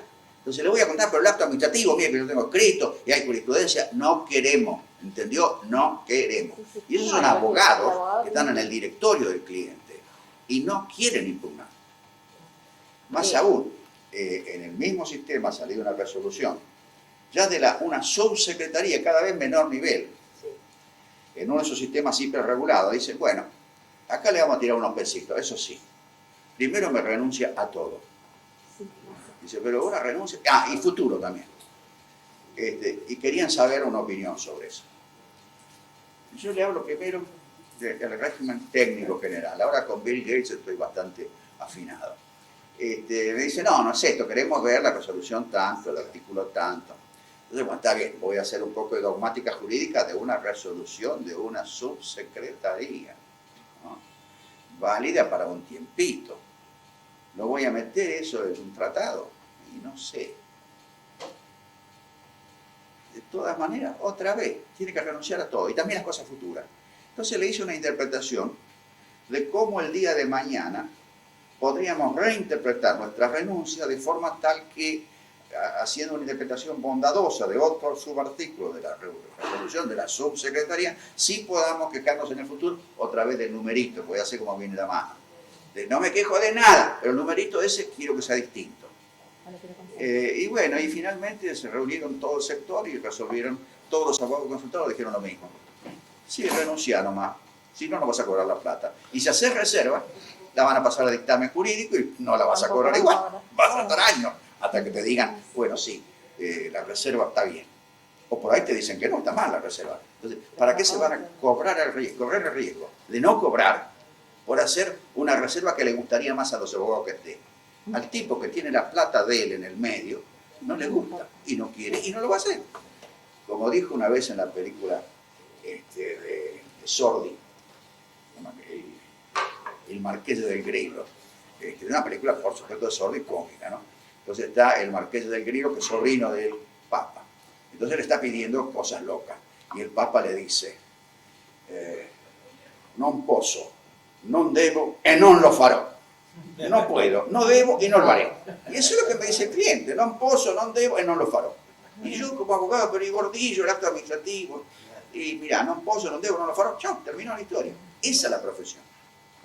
Y hasta el día que uno no reconozca que esa es la profesión y que el límite que uno como abogado tiene es el límite que el cliente está dispuesto a pagar. Si no, no tengo cliente. Y si el cliente, repito, la arregla con plata, no me viene a ver a mí. No, por supuesto. Lo manda el chofer para que le lleve a Centeno, Centeno anota, y después van y confiesan todos. Y después desconfiesan. Mire, la profesión es un barómetro de lo que está pasando.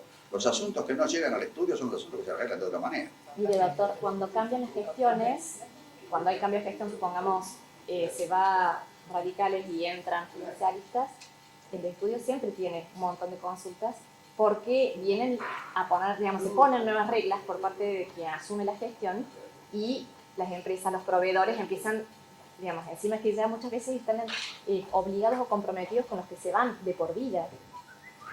Llegan al estudio porque, digamos, toleran hasta cierto punto, luego hacen la consulta de cómo se maneja esto, qué dice el ley, qué está bien y cómo se defenderían, y bueno, y optan.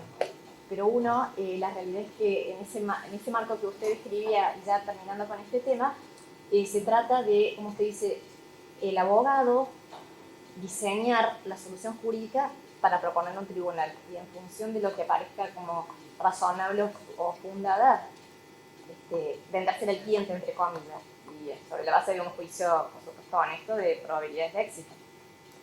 Dice, proponerle al cliente primero, el cliente decide. Por supuesto. ¿Sí? Doctor, antes de verlo, ¿no?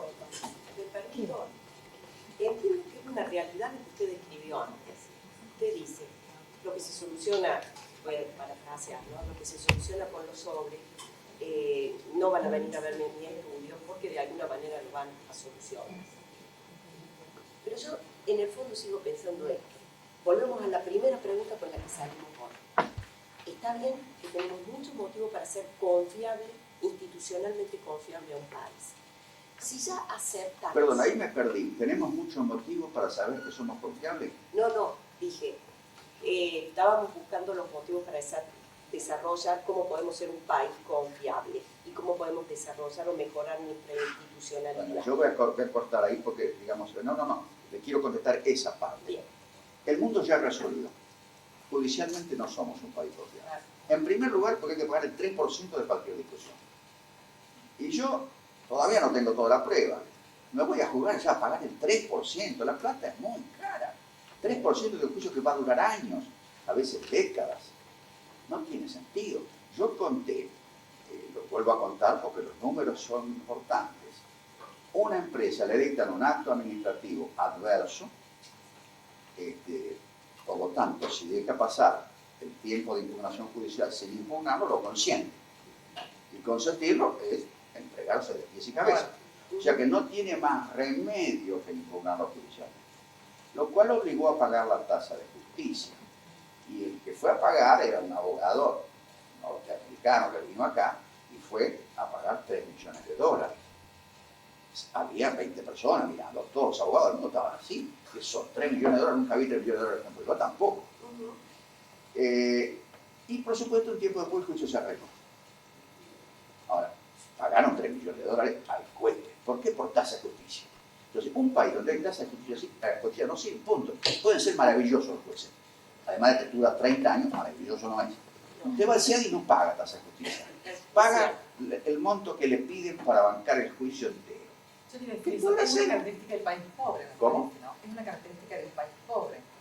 Esto de pagar una tasa de justicia tan alta. No, un país suicida.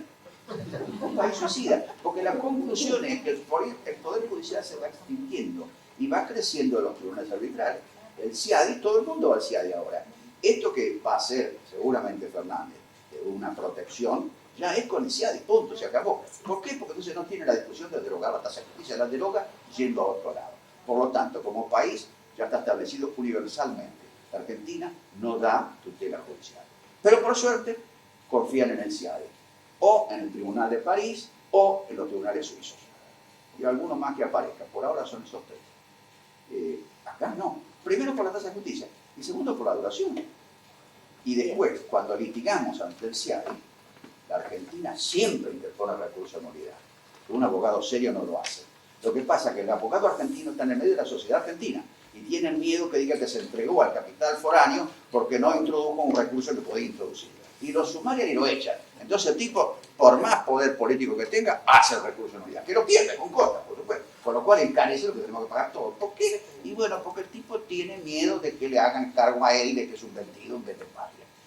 Y después, para hacer la contestación de demanda, lo mismo. Hay que tener un ok político. Y el ok político depende de cómo andan las relaciones del gobierno con el litigante, o con los litigantes, porque es vinculada al Estado, muy poderosa en general. Entonces, realmente hay cosas que no se pueden decir. Me ha tocado, yo he colaborado con el Estado haciendo cosas. Digo. Estoy totalmente de acuerdo. Usted me contesta, esto pasa con Argentina, tenemos esta limitación. El acceso es pago, pagan una tasa de justicia, esto ya. Pero vuelvo al tema anterior que José había planteado. Es el tema de las redeterminaciones de precios. ¿Cómo arreglar el contrato de obra pública? Si yo ya sé que en el contrato de obra pública, soy un especialista en el tema, por eso me apasiona. Si yo ya acepto que se soluciona a través del pago del sobre, que sé que es parte de la realidad y ha salido a la luz con todos estos casos, yo creo que de alguna manera, para ser confiables, al margen de tener un acceso gratuito a la justicia, yo creo que lo que debe existir es decir, no, mire, tengo funcionarios que son perseguidos penalmente y son castigados penalmente si aceptan el sobre para solucionar los problemas. Si no sabe qué, todo el gasto mayor que le significa al empresario tener que pagar el sobre, ¿sabe quién lo va a pagar? Lo van a pagar todo, porque lo va a trasladar al precio. Entonces va a decir, dentro de mis gastos, ¿qué tengo que programar? Tengo que hacer un bosquejo así, que lo invento, que a veces salgo ganando o a veces salgo perdiendo. No, siempre salgo ganando. Si algo saben los empresarios, no, pero y el que no lo sabe pierde para la bancarrota. Sí, ciertamente, doctor. Mire, le digo, mi padre es empresario de obra pública. Sé perfectamente que en la realidad logró sobrevivir 50 años, así que algunos números supo hacer. Pero la verdad es que es pensar qué me va a pasar para pagarle al tal funcionario para que me decida. Pensar lo que puede pasar en un sistema de redeterminación de precios, donde yo ya tengo una inflación mayor al 30 o al 40, así que cuando hice el primero de los cálculos, doctor, hay cosas que se le van, hay variables que se le escapan a la empresa. Y a mí yo no sé, pero a mí los empresarios no me cuentan eso.